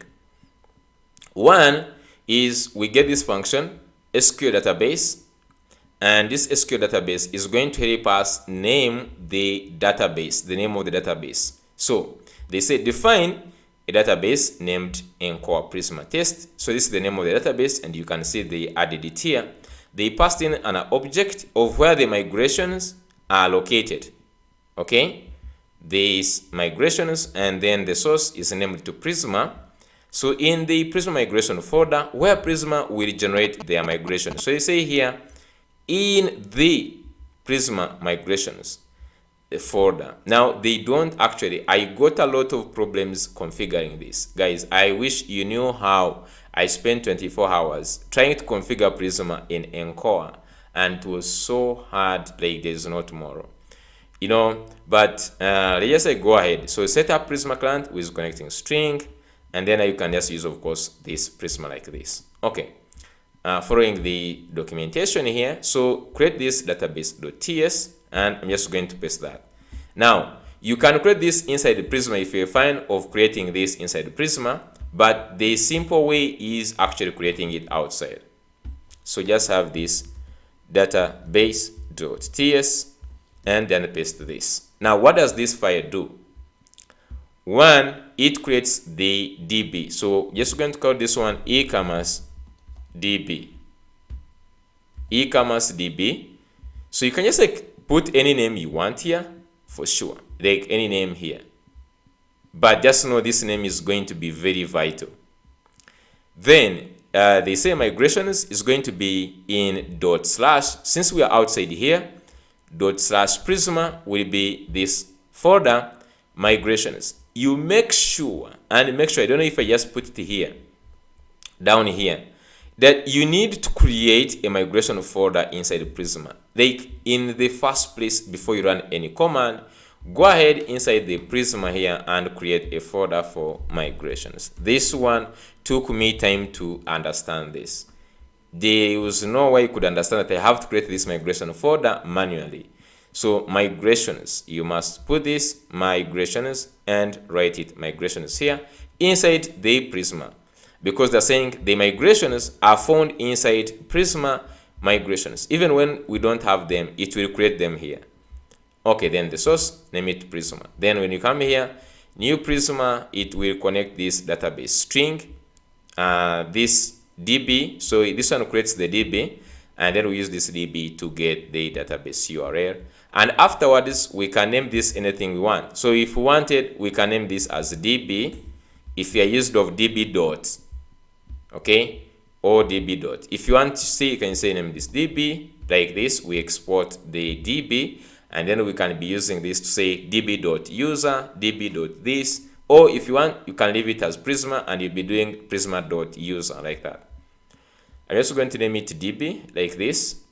And now, next is after you have done this, you create a migration folder. You have done that to get shadow. So you have to get the connection URL that the Encore is going to use. Okay, so we need to replace this Postgres. So we need to get a Postgres URL. If you pass this step, just know you are good. This is a step where you get a lot of errors and you feel like actually leaving it out. Let me just clear this. I'm just going to go ahead and run this Encore DB connection URI. Then you put the database in the database name -- shadow. Okay, you can copy this, and then I'm just going to paste it here. Go ahead and change this. So since we named this e-commerce DB, just like this, this must match the one you put in database here. So you said your database is going to be e-commerce DB. So make sure if you're generating this, make sure that you have this e-commerce DB. Now, before running, let's just go ahead and run this one.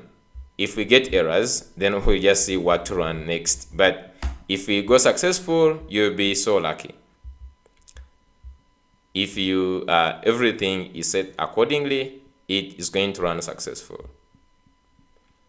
For me, it takes a while. Just like be patient and let's wait. So this is spinning up. This starts like you're going to see if we check like in Docker. There is nothing yet in Docker until we run the Encore run. You see, like right now there is nothing in Docker.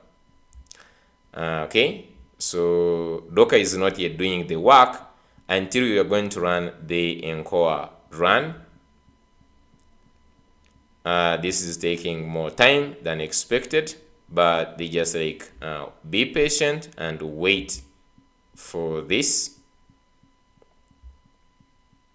Very optimistic, since it has taken some time. It should be able. Normally it is actually downloading. I think behind the scene is downloading also.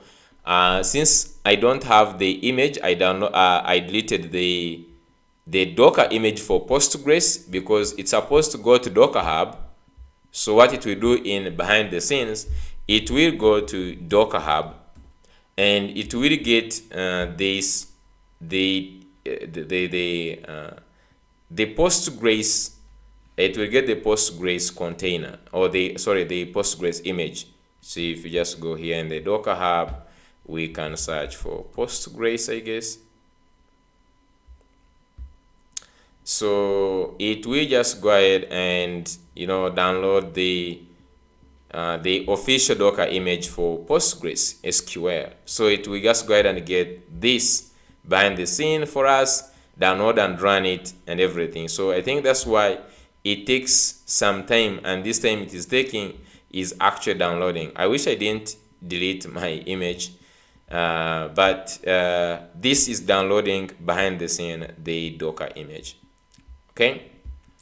Okay, so as it is waiting, let's be moving through. So this one is going to give us a database URL, and then we just get database URL and add it in the env. As we normally do, we go to Neon, get the database URL and add it here. Now in this case, Encore actually does it behind the scene. It hosts the entire Postgres on Docker on your machine, and it generates the Postgres URL from that. So what we need, actually I saw something which is really amazing somewhere.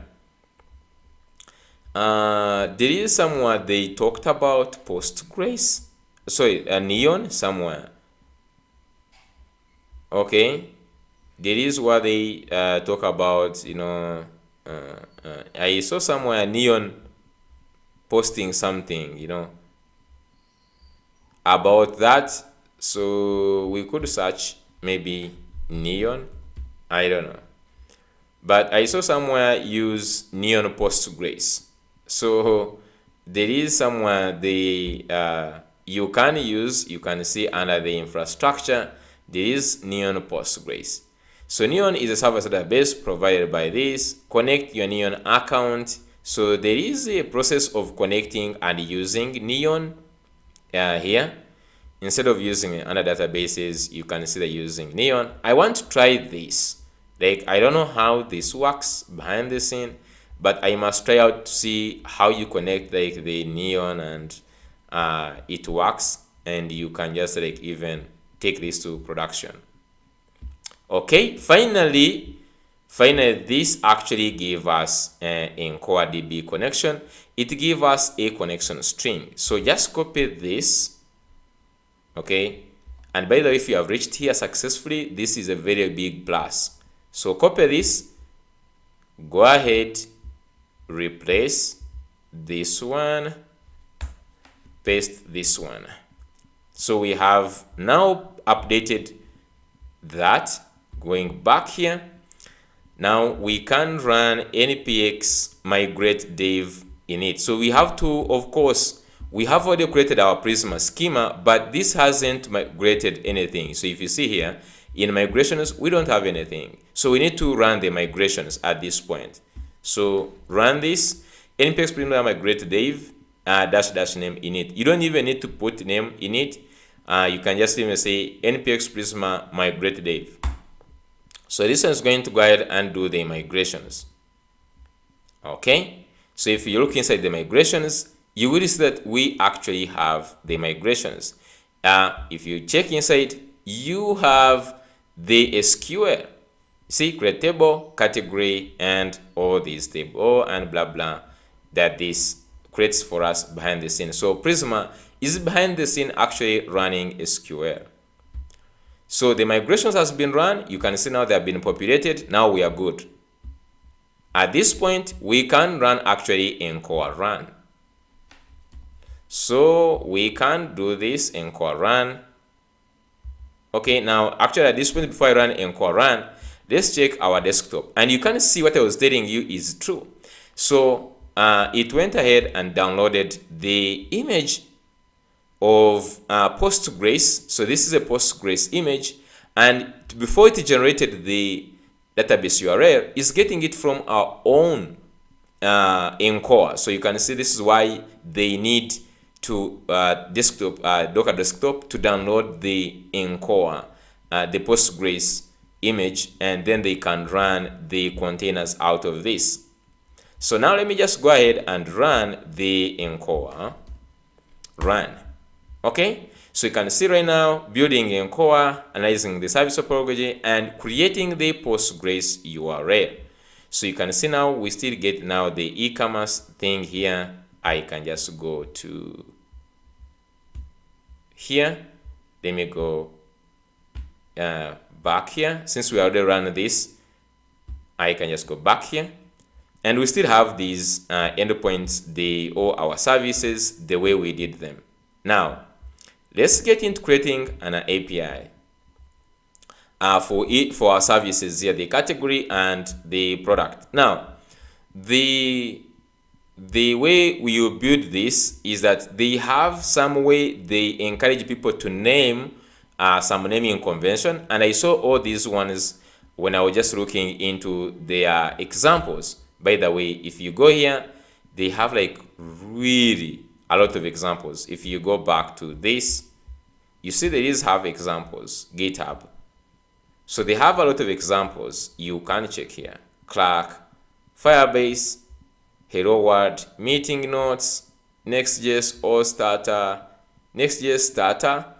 They have a lot of examples, okay? And they have some which are for, which are for when you just go and see how they name their things when they are building the API. So I got that naming convention from those. So create a service folder structure like this. So you create the Encore service. This defines the service. This must be there always. Then your interfaces, they need to be coming from one file. So you see, in the first place, you could just go in one file here. For instance, in the service category, you define everything here, even the types and everything you can define here. There is no one who's going to refuse, but according to the naming convention, we're supposed to have a folder for types. So we create category, okay, dot interface. You can also use type, but I'm just going to use interface. Interface category dot interface dot ts. This is like interface or interfaces? Yeah, interface. Interface.ts. By the way, even if you named it like types, there is no one who is going to refuse. You can just name these types.ts. If we don't understand this, we can rename this to types. For instance, types.ts.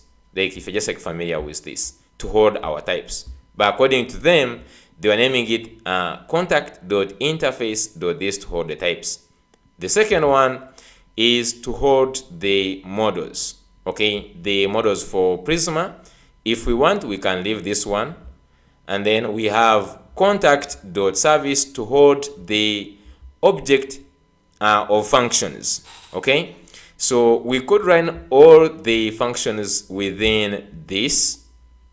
Okay, if we wanted, we can run everything the way you see this function is doing everything by itself, but we're just going to have one inside here, which is going to be category.service. So we're just going to say category.service.ts.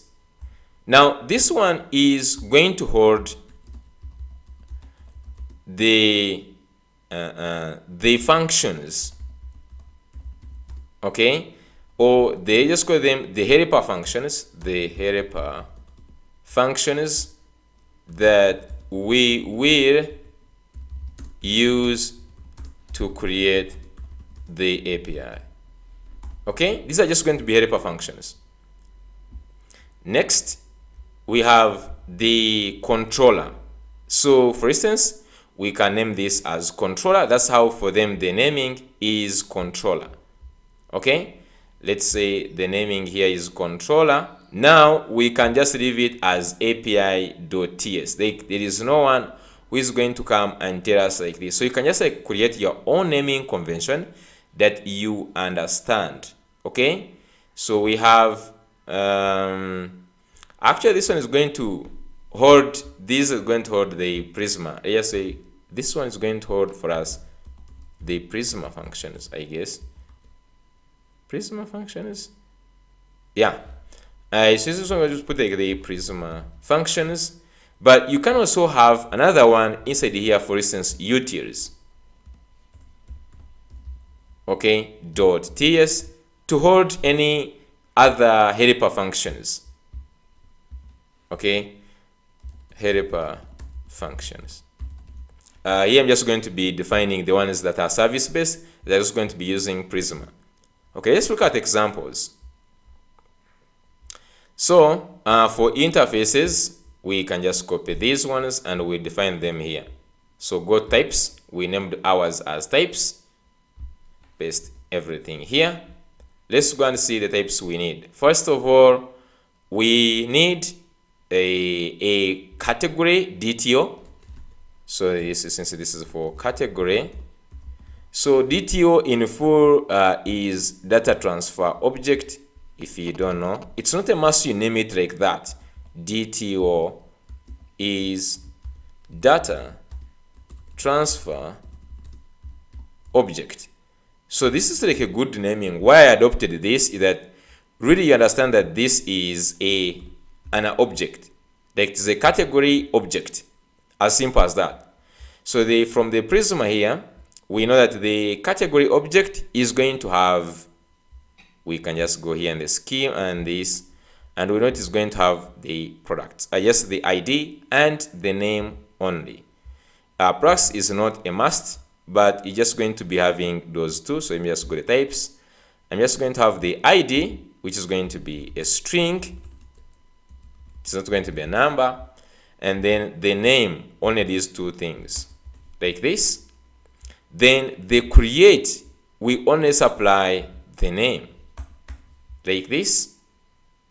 And you can say create category DTO. That's like the create category data transfer object. Okay, so this is the create type. We only need a name. And for the update, so you can just create all your things here. Update category, not category.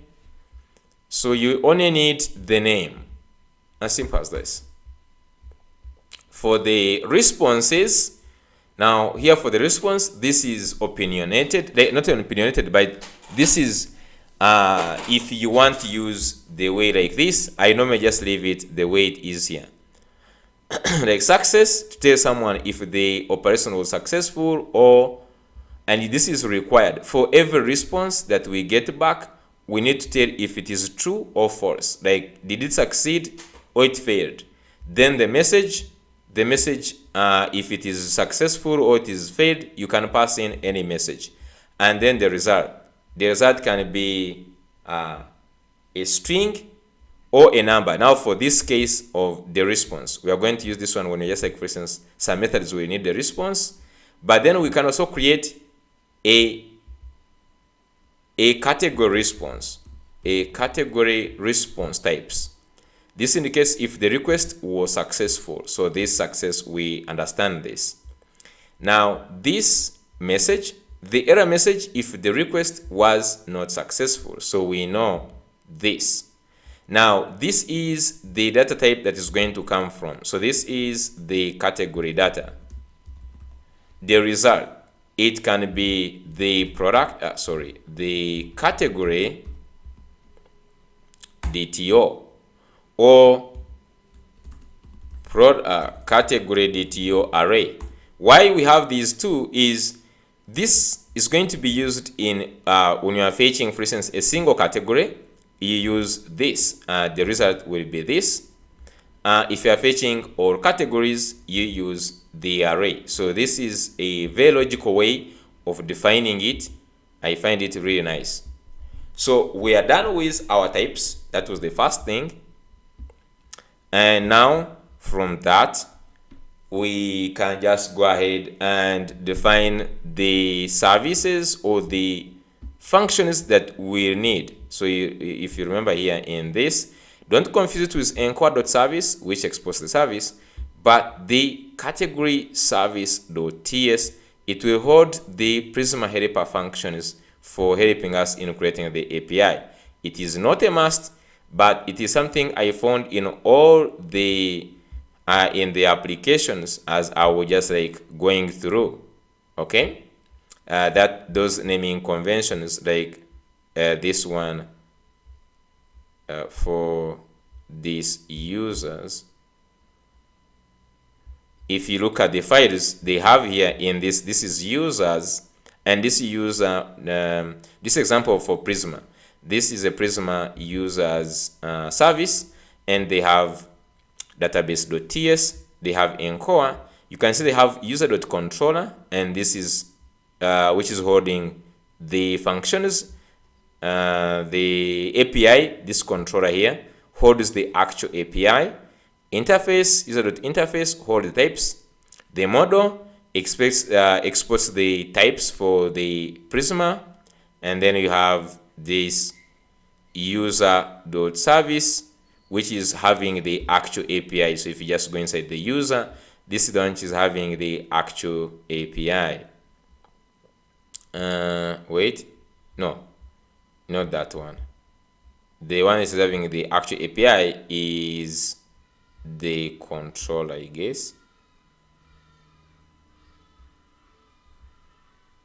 Yeah, so the controller launch is having the actual API, but for us here, we're just going to leave it as API, just to leave the naming that is very simple to understand.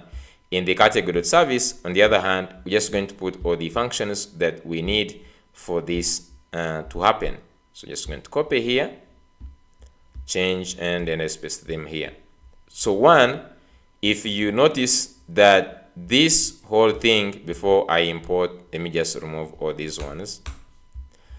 So you will notice that I will just first leave only a few, not to confuse ourselves. We just only need the create and the one for the fetch. Others we're going to get them later. Let's find the one for the finding one and finding all. We'll add it later. We might even not add it. Others I will just leave them as an assignment. So the one most important thing, and just do this. If you remember in object-oriented programming, we're used to export one object. Okay, and this object has methods. So in the category.service here, we are going to create a category service, and we export this as category service. So you take this as going to be a bucket that is have some functions or methods that we can access at any time if we want to use them in creating the API. So these functions can be, for instance, some of them are here. For instance, the create function. So this, you can name this one anything you want, by the way. You can create this one as create to create a new resource. So this create takes in data, which is going to be create category DTO. So you import this create category, and it returns back the category response. So you can see if you are following this, you will never get confused. So you can see now it takes in data of category create, and this is exactly what we do when we're doing like server actions in Next.js. We have this, it accepts data of certain thing, and we're supposed to return. This returns a promise of like this category response. We already have this one defined in our types. Then we say category, new category here is going to await, and we say DB. So we named this as DB. So we import DB from database like this. And then of course here we are going to access the category. You can see here there it is giving us this. and then dot create data. And now, since this category response, if you remember, it returns success and the message plus the result. So you can return these ones optionally. So these two are optional. The message, the message and they are optional. So if you just go back here, you see it is returning success true and the result as this category, which is the data actually. So we are good here. Moving on, let's create the find one. The find one is going to be a function that helps us to fetch. So take this one as the server actions of the Encore now. Okay, so we have these different functions that we will call when we need them. For instance, the find one will be a function to fetch a single category.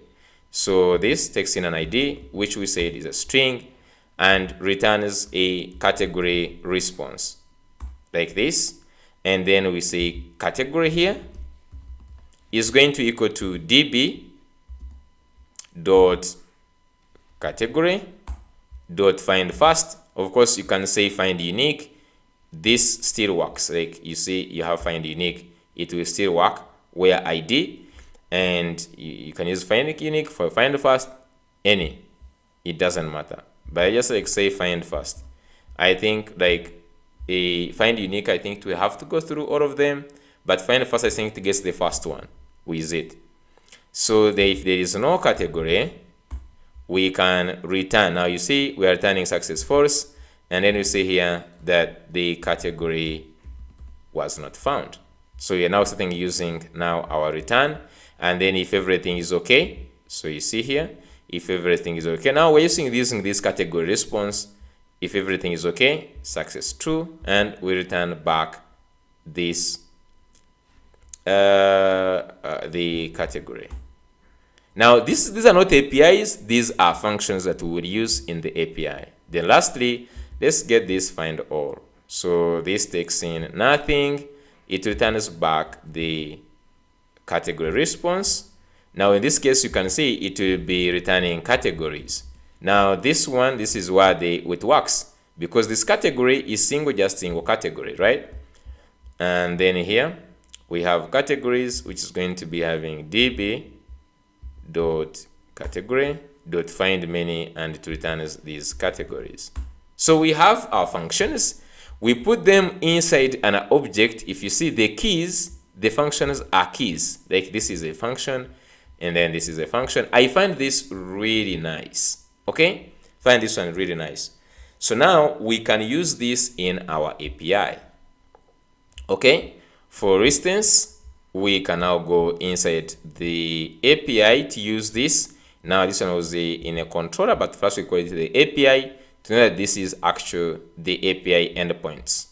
So inside the API, let's create like the first method they create. So I'm just going to also get the ones we want to use. So like this, they create. So go to the API here. Did we write like everything in? Oh, we already have this API here. So I'm just going to go ahead and remove this. Okay, and paste in this. So this is the API equals create. It uses also the API, and you can see the first here. We understand now this, and this is going to be taking us to categories. Okay, and then inside here we use the create category DTO, and it will return back. We know that it will return back the category response, category response. Okay, and then so we do some simple validation, because we get the data is what we access in this function. We access the data, and we actually validate that if this data doesn't have the name, remember this data here in this needs the name. If there is no data, we use this. If you remember the API error thing,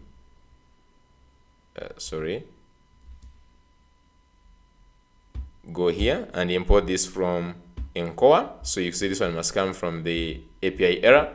If you remember this from the documentation, I don't know why we show that, but I can just search for API error. Okay, where we talked about these things here. So we said you can get the API error, and from the API error you can actually code these things here. And they have different codes here, not found and all that. There is aborted for aborted. So here you can see they are calling this API error dot invite arguments. So I'm not seeing that one here. It is here, invite arguments, and this is bad request. So this returns back the 400 automatically for us. So if you call invite argument, it will return this API error dot invite arguments missing fields. So it is missing the name.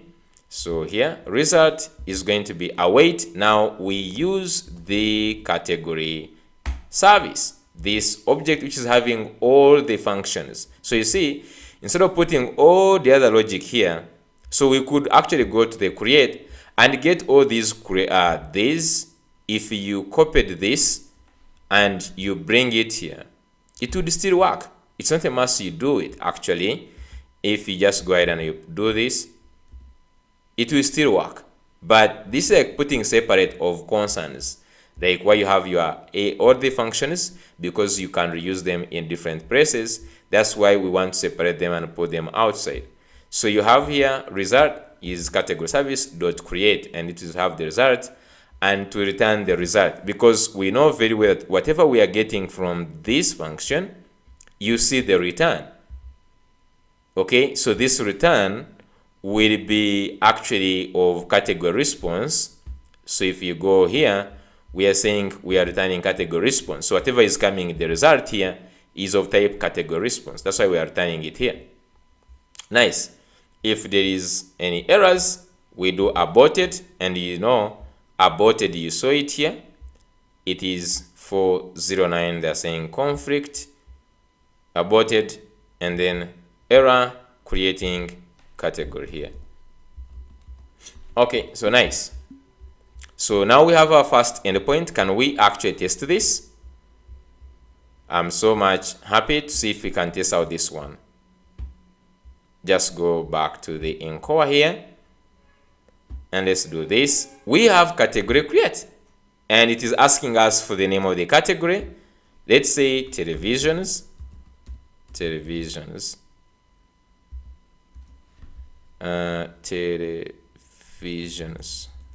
Okay, let's say phones. Keep it simple. Core. And nice. We have it created. You can see here it has the response with 200, and the results is this, the timestamps, the name, and the updated art. Let's create another one. So we have phones. You can just go to any e-commerce here, and let's go to this for one of our clients. And if you just need e-commerce services, we are here, the masters of building e-commerces. So yes, I go here, look at the categories, different like categories here. Appliances, okay, supermarket, electronics. Okay, I'm just go back here. I'm just going to say beauty, and fashion. Create. Okay, nice. And you see they give you the nice interface. They give you how much the time it took to create this. And then inside here, I'm just going to put electronics. Call this. Let me put maybe the second last. Let's say others. We have accessories and supermarket. Okay, just say do those ones. Accessories, create, and lastly supermarket. core. Okay, so now we have all these created, but now we cannot see them. Let's go ahead and get the one to fetch. So I'm just going to go here and fetch. Let's go here. Where are we going to fetch? So we can now use another one, the one for get. So if I just go back here, let's go the one for getting all things from the API. So down here, you create another one. So the similar way, read, and then inside here API, we define this to be still on categories.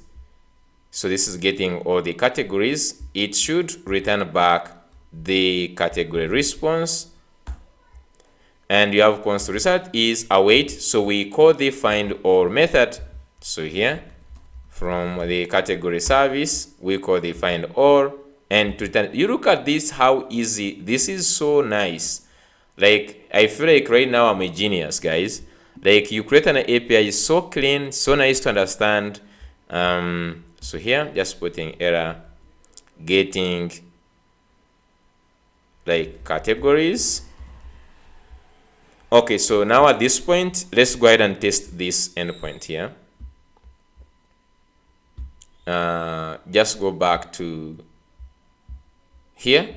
Now, before you do that, we already have now category read, core,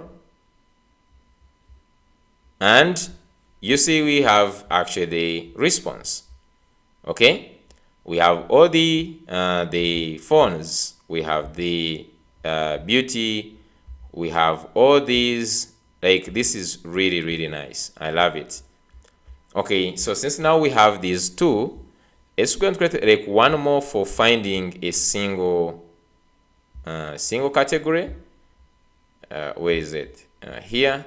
So get like by ID. I'm going to leave and you'll try others by yourselves. I have put them here for updating and everything. You will try them out, but I simply want to finish this API. So we have read one. So you can see here, read one. It takes in here. Now this is how they pass in the parameters. So you just say, for instance, go to categories, and we pass in an ID, and the ID is a string, remember, and then this is going to be the category response, and then the result, get it from the category service. Okay, so find one, then you pass in this, and to return this. And since it is a category response, which is already find one, is doing all that work for us, which is really nice. I'm just going to specify here a category. So go back here and let's go back here. So we can just first get the ID. For instance, the phones have this ID, copy it. Now let's go back, call the read one. So you see the read one, you must pass in the category. So pass in the category, let's call it, and it gives back a single object with success true, message null, and then it has created ID and all this. This is really, really cool. Now let's go ahead and try to create the API for the products. Okay, I'm just going to go back, and since we have now created the API for the service, for the category, let's do the same thing for the product. So you now know how we are creating the files. Okay, I'm just going to open this so that we copy the files. Now in this case, we didn't even use utils in any way, so you can just delete this. But this is why you put, like, for instance, functions to generate slugs, the date of birth, they generate tokens and what. So you just create the utils and you'd be putting them in that file. And then if you go here in the product API, so we have two files so far. the one defining the dummy API, and the Encore.service. Now I just want to create the first one, the product.service. So I can just say product.service.ts. This will hold all our service that is going to export all the Prisma helper functions. Then finally we'll have the types. So just go here and get the types dot. So I think we could actually name them in this format. For instance, product dot types dot ts. I think this would be nice, like this to hold product dot types, and this will be category dot types. But since we're already using it everywhere, let's leave it like that. So now we need to define the service. Let's start with the types. Copy all these, they will be exactly the same. Get this, and let's paste them here. Let's start by product DTO, product DTO, and we can just go to Prisma and get everything we need on the product, which is these. Copy these three, go back to the product.types. So it needs more things here. So we call it title. So it will be title, string, price, which is going to be a number. So this is going to be a number, and category ID, which is going to be a string, just like this. Now let's create another one, which is going to be create product DTO. So you can see, I don't know if you're just feeling the one feeling right now.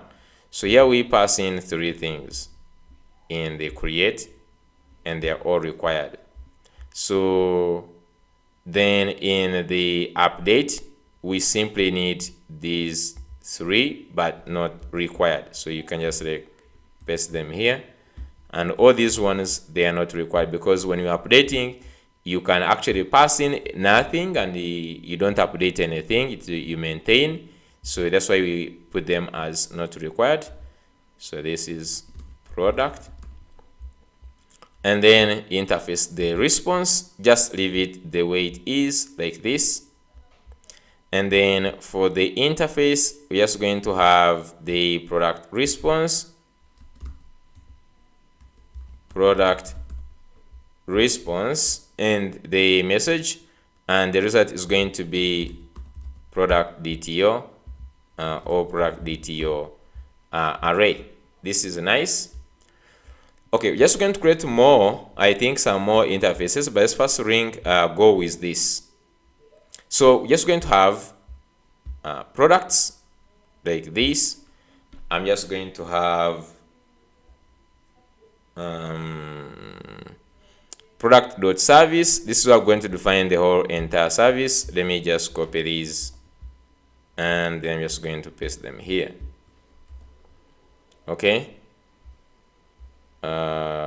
Yeah. So as usual, just name this as a product service,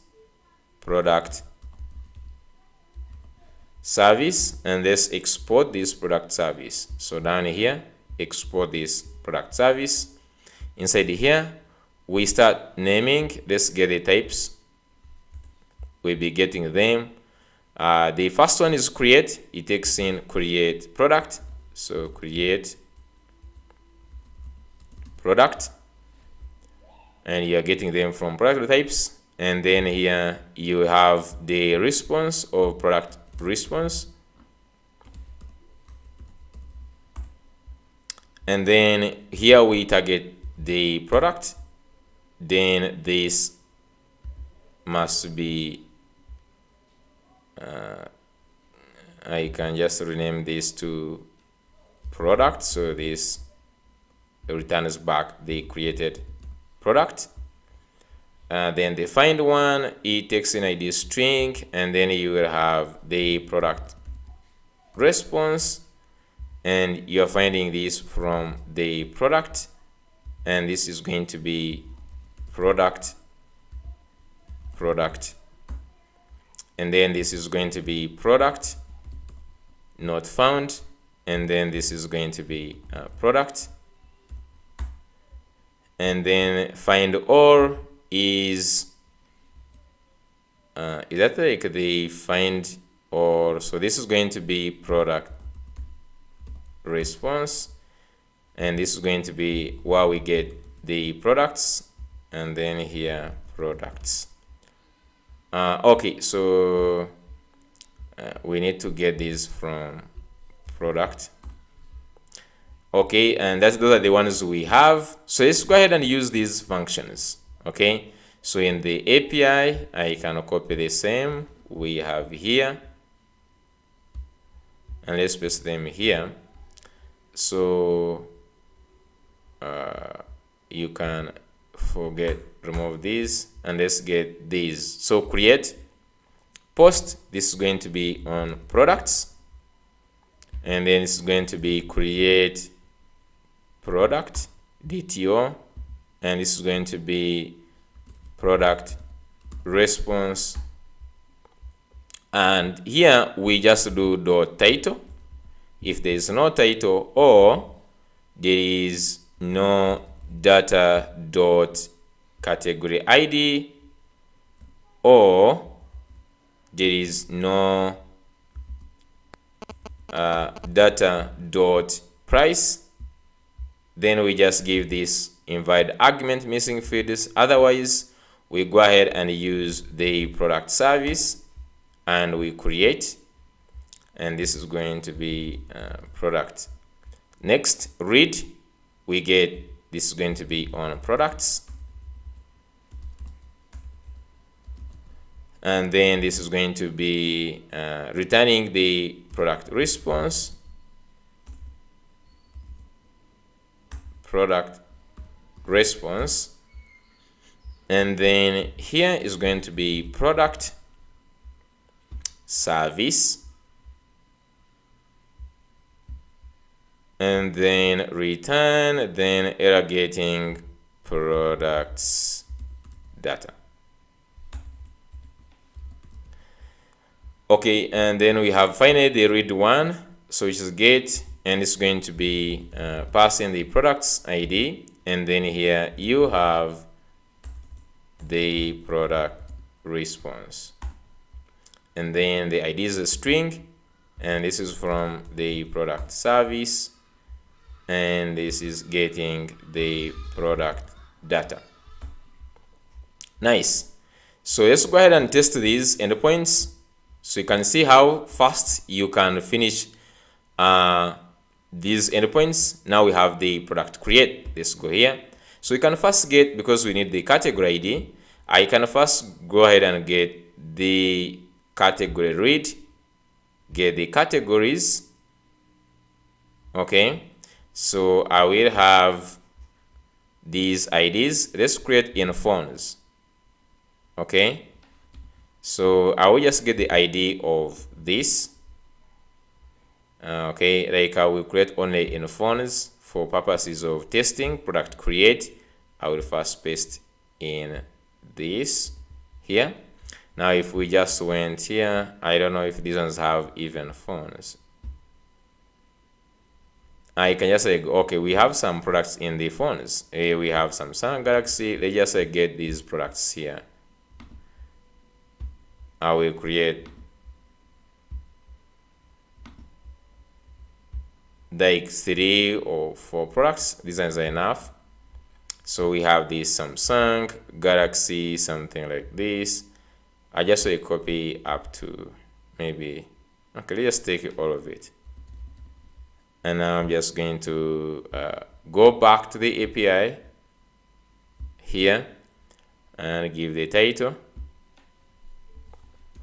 Okay, give the title, remove these, and now the price, they just say maybe 300. I'm just going to put any figures for now, just like put this. Let's go ahead and create this. Okay, so this was created nicely with the category ID. It was created. So since we're going to use the same category for now, let me just add in more things. So close this one. Let's say, okay, like this whole Samsung thing, everything is Samsung. I just need to have other phones. So let's just go and just say phones. Okay, we can just like have different things here. I don't know like why I always get distracted like being perfect with some things. Like, can't we just like have anything moving? But that's me. Just always like something to be always perfect. So here I'm just going to have this. Okay, just like this. Price, let's say 500. And in the category the same. Okay, that one's created. So I'll be closing these ones as I'm creating them. There is this iPhone.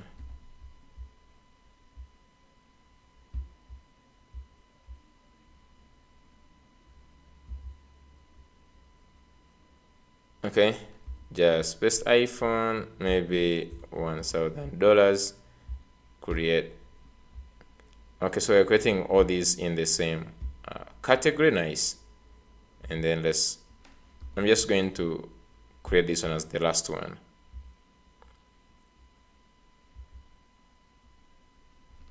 Just like this, maybe 600. Create. So clearly we just say have created all these, and you can see the API is doing well.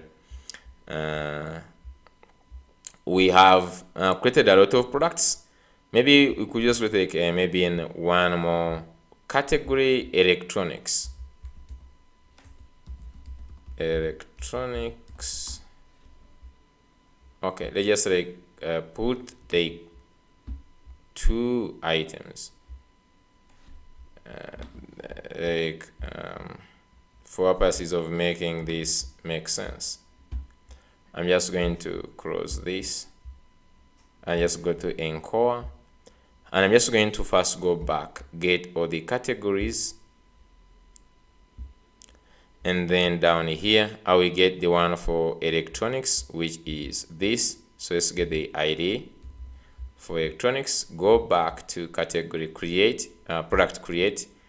Let's go here in the category section and let's add this. Can you imagine the developer experience with this? This is so nice, guys. I don't know if I'm the one who is just like who is so much liking Encore, but the developer experience is unbeatable. Okay, so let's go ahead and add in the title, and then let's say here I'm just going to say maybe 100.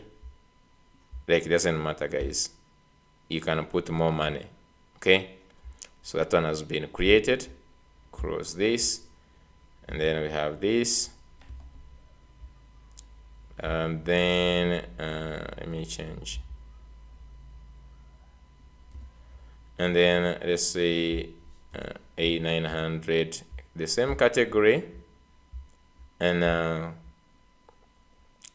finally we have, so we had only 2. Okay, yeah, those are enough. So let's go ahead and get the fetch. So if you just go back here, and we have product read, core, and we have all these products. Okay, now what I need, we can of course get for the single product. We know that. Copy this one here, the last one, Samsung Galaxy, and let's go to read one. So we have product read one, and then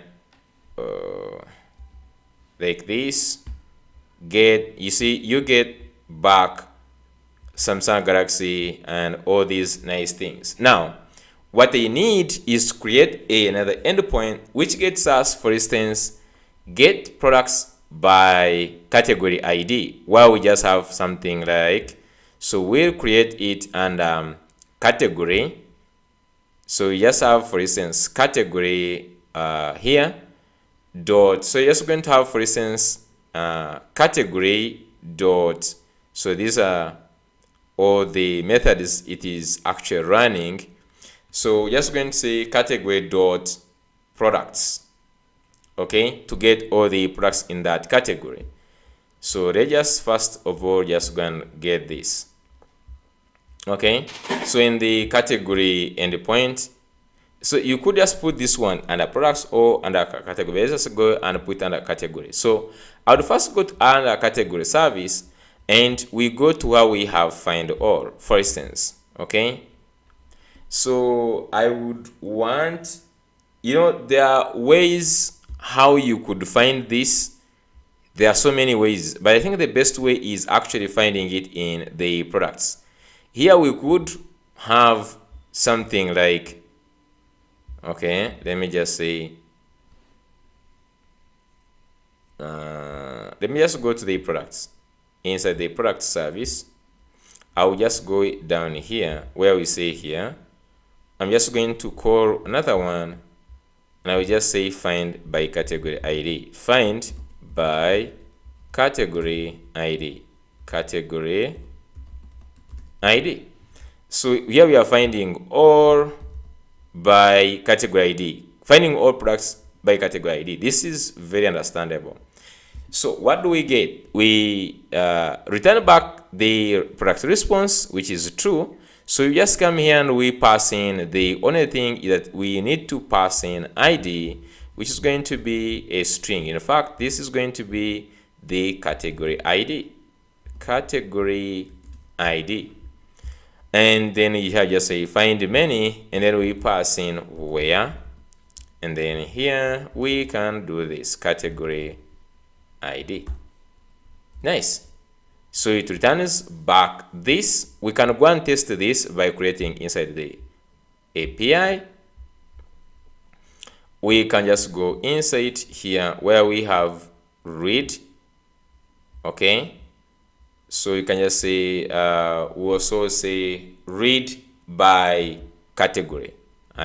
So here I'm just going to say read by category. So here read by category. And now inside here we know that we need to pass in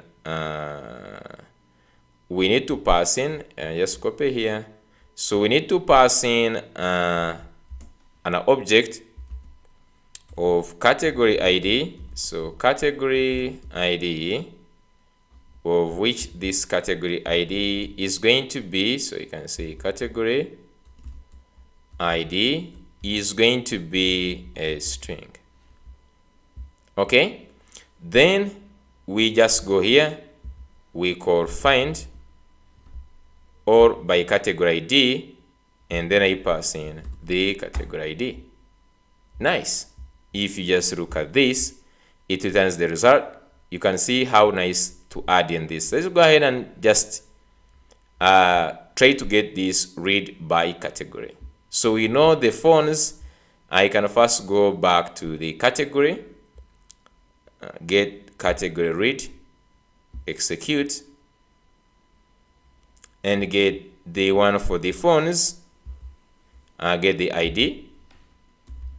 Now let's go back, call product read. So it must be still wrapping the head about that, because I'm not seeing the, I'm just going to refresh. Just go ahead and find, I need product. So we have product read, and there is one we created newly.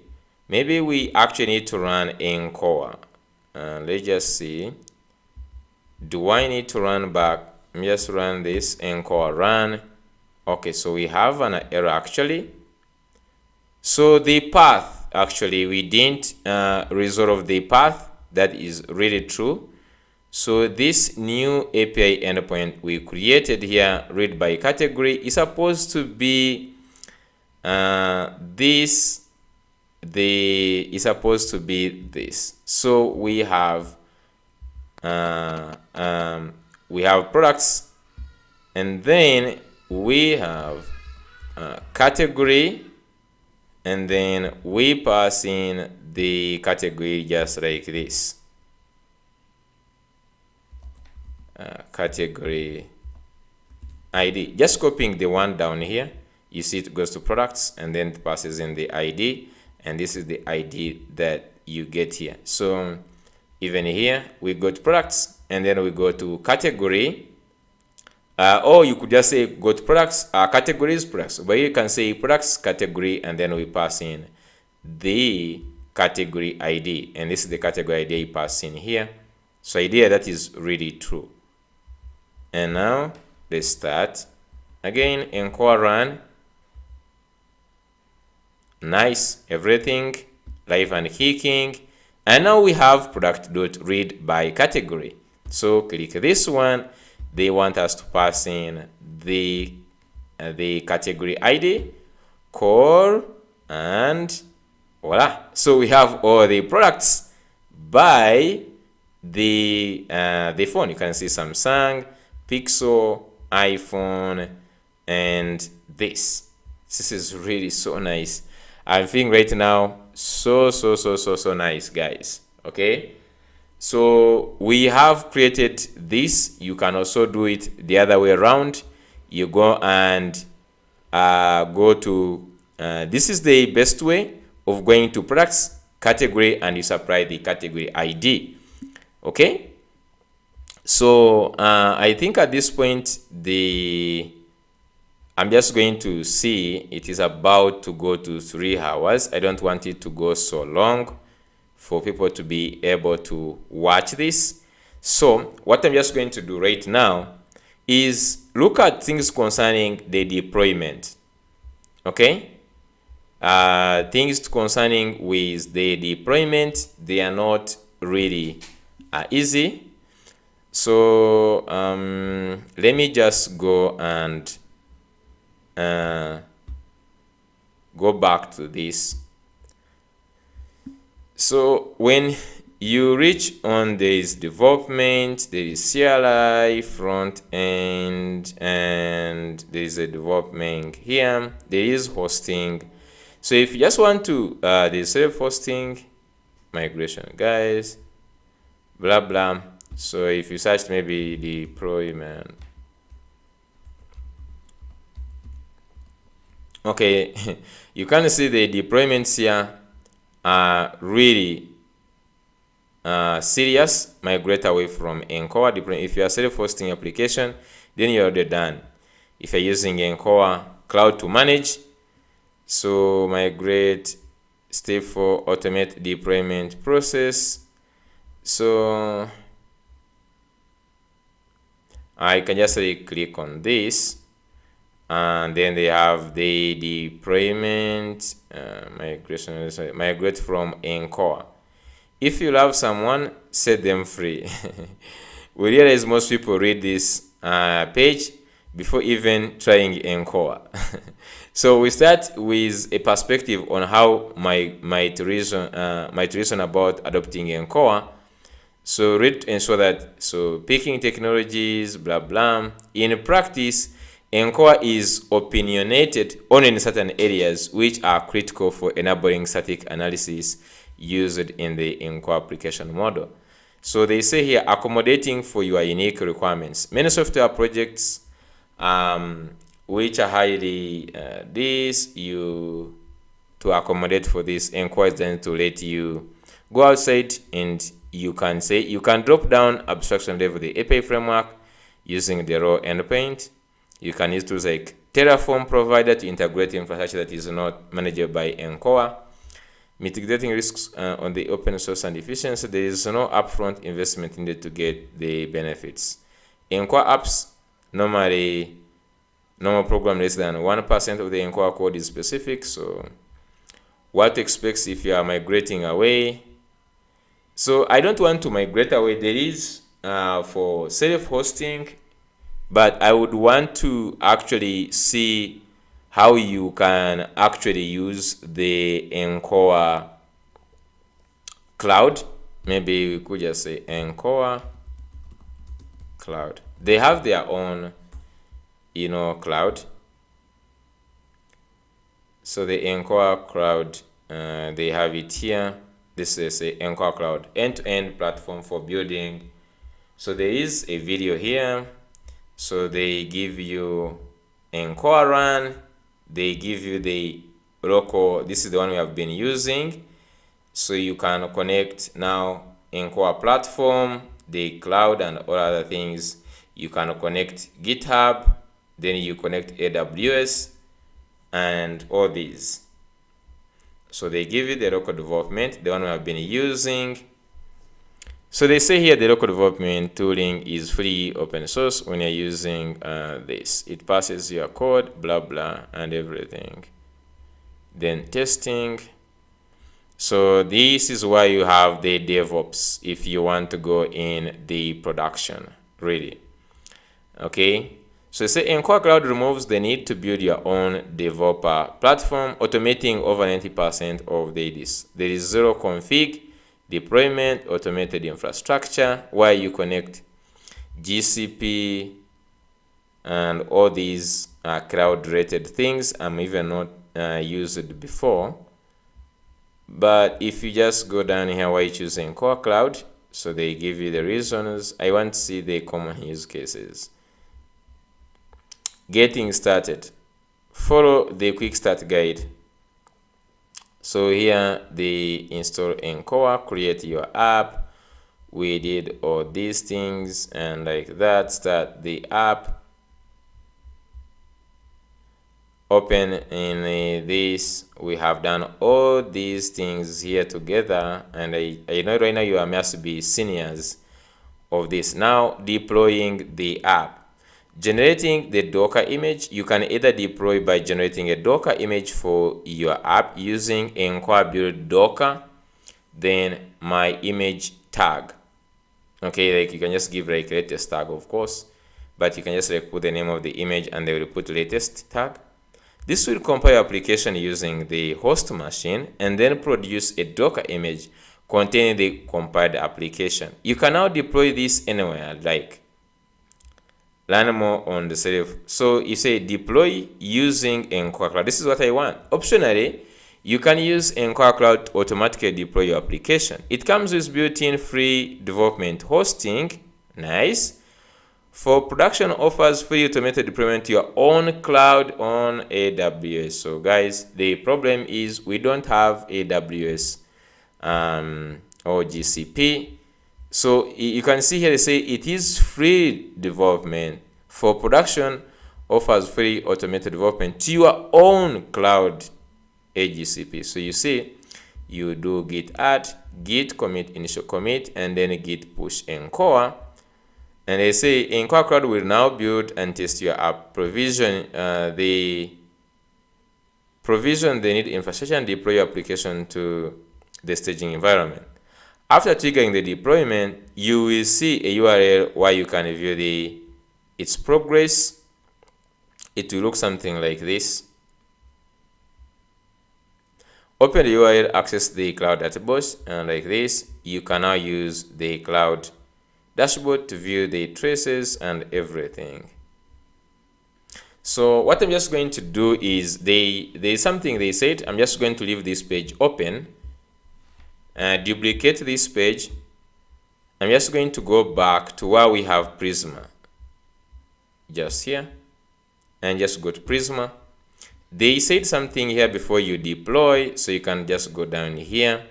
They say here to be able to deploy your app via the Encore Cloud, you need to configure this post install. So you're supposed to go ahead and put this. Okay. I don't know now the schema we have. For instance, we have used, you put the past the schema, I guess. You put the past the schema, and then you also need to put things like these ones. Okay, we could just like put this and not so hard.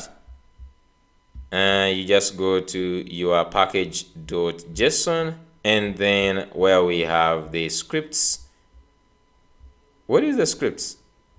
Okay, it did not come or does not come with actual scripts. That is somehow weird. Okay, just so you copy here these scripts like this. Okay, so you put it within here. So comma, put the scripts. Put comma here. So you have scripts, now post install, npx generate schema is equal to, so the schema where it is located, ours is on slash Prisma schema like this. We don't have it in any folder of the services, it is just here on slash Prisma. Nice. In fact, you could just even remove this slash, because like just like in the Prisma folder, just direct. Then they say you can also configure this container in the Prisma schema. So inside this, you add these binary targets like so. Inside the Prisma schema, you can add inside this provider, I guess. This is it in the, yeah. So in the client, you simply add the these binary targets. Okay, so that is done. So you can see now generating migrations, everything, blah, blah. Okay, so now if we want to try out this in the quick start, I don't know, do they like connect with GitHub automatically or what? Just run this the way they are here and see what will happen. Like this step, guys, this is why I'm just like also doing it for the first time. Okay, so no judging. Okay, they're saying this, they have added, I think, everything. Now you can see it has added everything. Then we can commit. Yes, go ahead and commit. Nice. Now git push encore. Now you see this is a git push encore. Just like this. Git push encore. Okay, so this just pushed this to encore. Triggered deploy encore e-commerce deploy staging. So I mean, you think you can just like go to either that we now build and test your app, provisioning you to something like that. So if we go back to our dashboard, I guess here, okay, we could just like go to cloud dashboard. Yeah, so you will see something like this. Okay, you can just click on the cloud dashboard, and I guess this is the same link they give us here. App Encore Cloud, yeah, so you can see Encore.cloud API, then deploy staging, so they give you this. Okay, so you can see here we have deployment going on. Actually, just like say initial commit, they're just like deploying the thing. I can even see like you can add your custom domain, serve your API from your own domain address. Nice. Okay.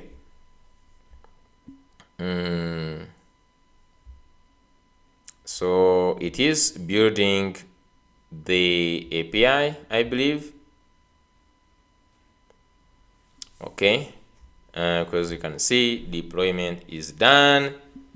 Okay, they're saying here initial commit success in 2 seconds. So what next, guys? Resources view, or what is that?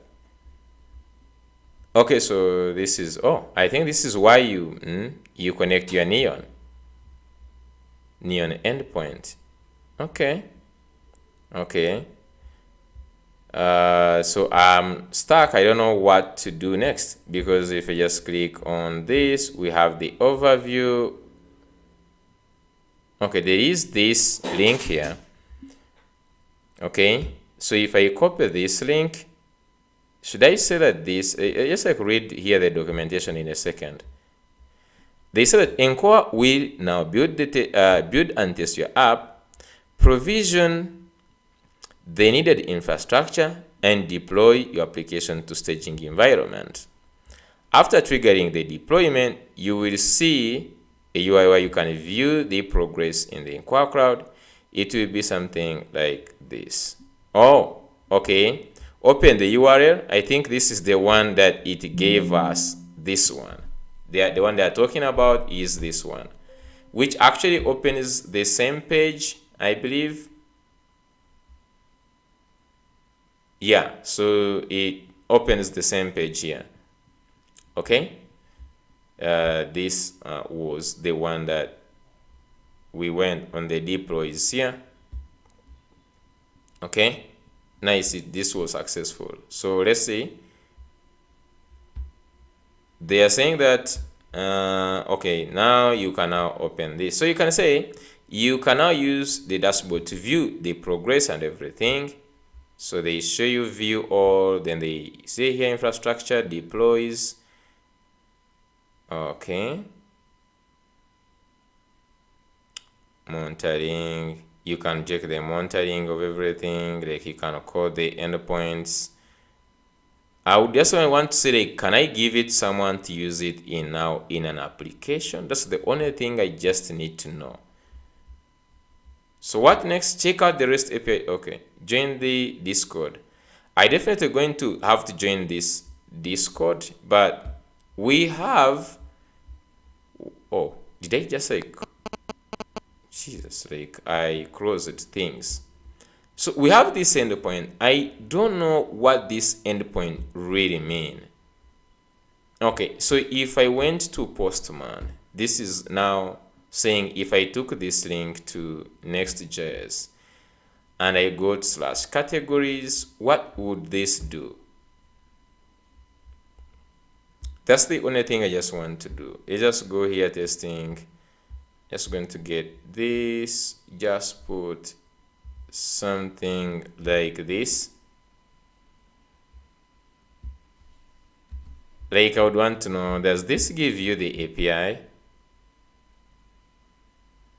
Okay, this does not. Oh, okay. So you can see like the only problem is actually the database. Okay, you are trying to connect to this. You see this query, actually it went ahead and ran, but you can see here that make sure it cannot reach the database. Make sure that your database is running on this port. Okay, so okay, I think just I understand now. So now there is deploy button. If you look at this, if we click on the deploy main branch, so much excited. I don't know like what is going to happen. Simply click on deploy and see. Okay, this is like actually deploying the thing or what? Okay, you can see here deploying. Okay, so what happened? Like I think just like this is just like deploying still the staging environment, like not the actual one. Provision infrastructure, deploy, release. I think like this is like still like if you look at this, the environment is still staging, like it's literally doing the same thing. If you click in this, they give you here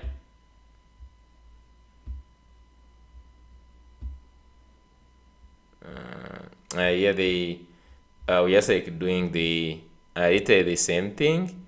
So I guess you have to connect your own AWS to be able to do those, I think, some other things. Okay, they give you all the logs and everything here. I think you need to connect your own. You need to connect your own, as they said, GCP and all those things that are necessary for you to go ahead and do this. They tell us the endpoints we need. We have here really nice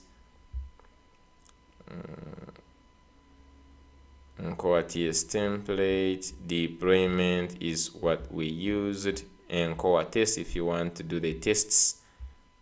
I like the documentation here. Like you can now see in service catalog, we have the endpoints. They show you the endpoints. Even this, you can go ahead even test them from here.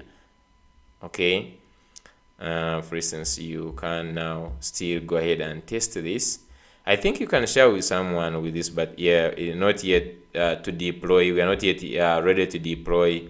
So if this video reaches 2K, guys, I'm just going to come back and work on deploying this in AWS. I'm just going to try my level best to deploy this API on on AWS, or I will deploy it on one of these cloud hosting. I'll make sure of it, and then we come and do this. Okay, so thank you so much for watching this. I will see you in the next video.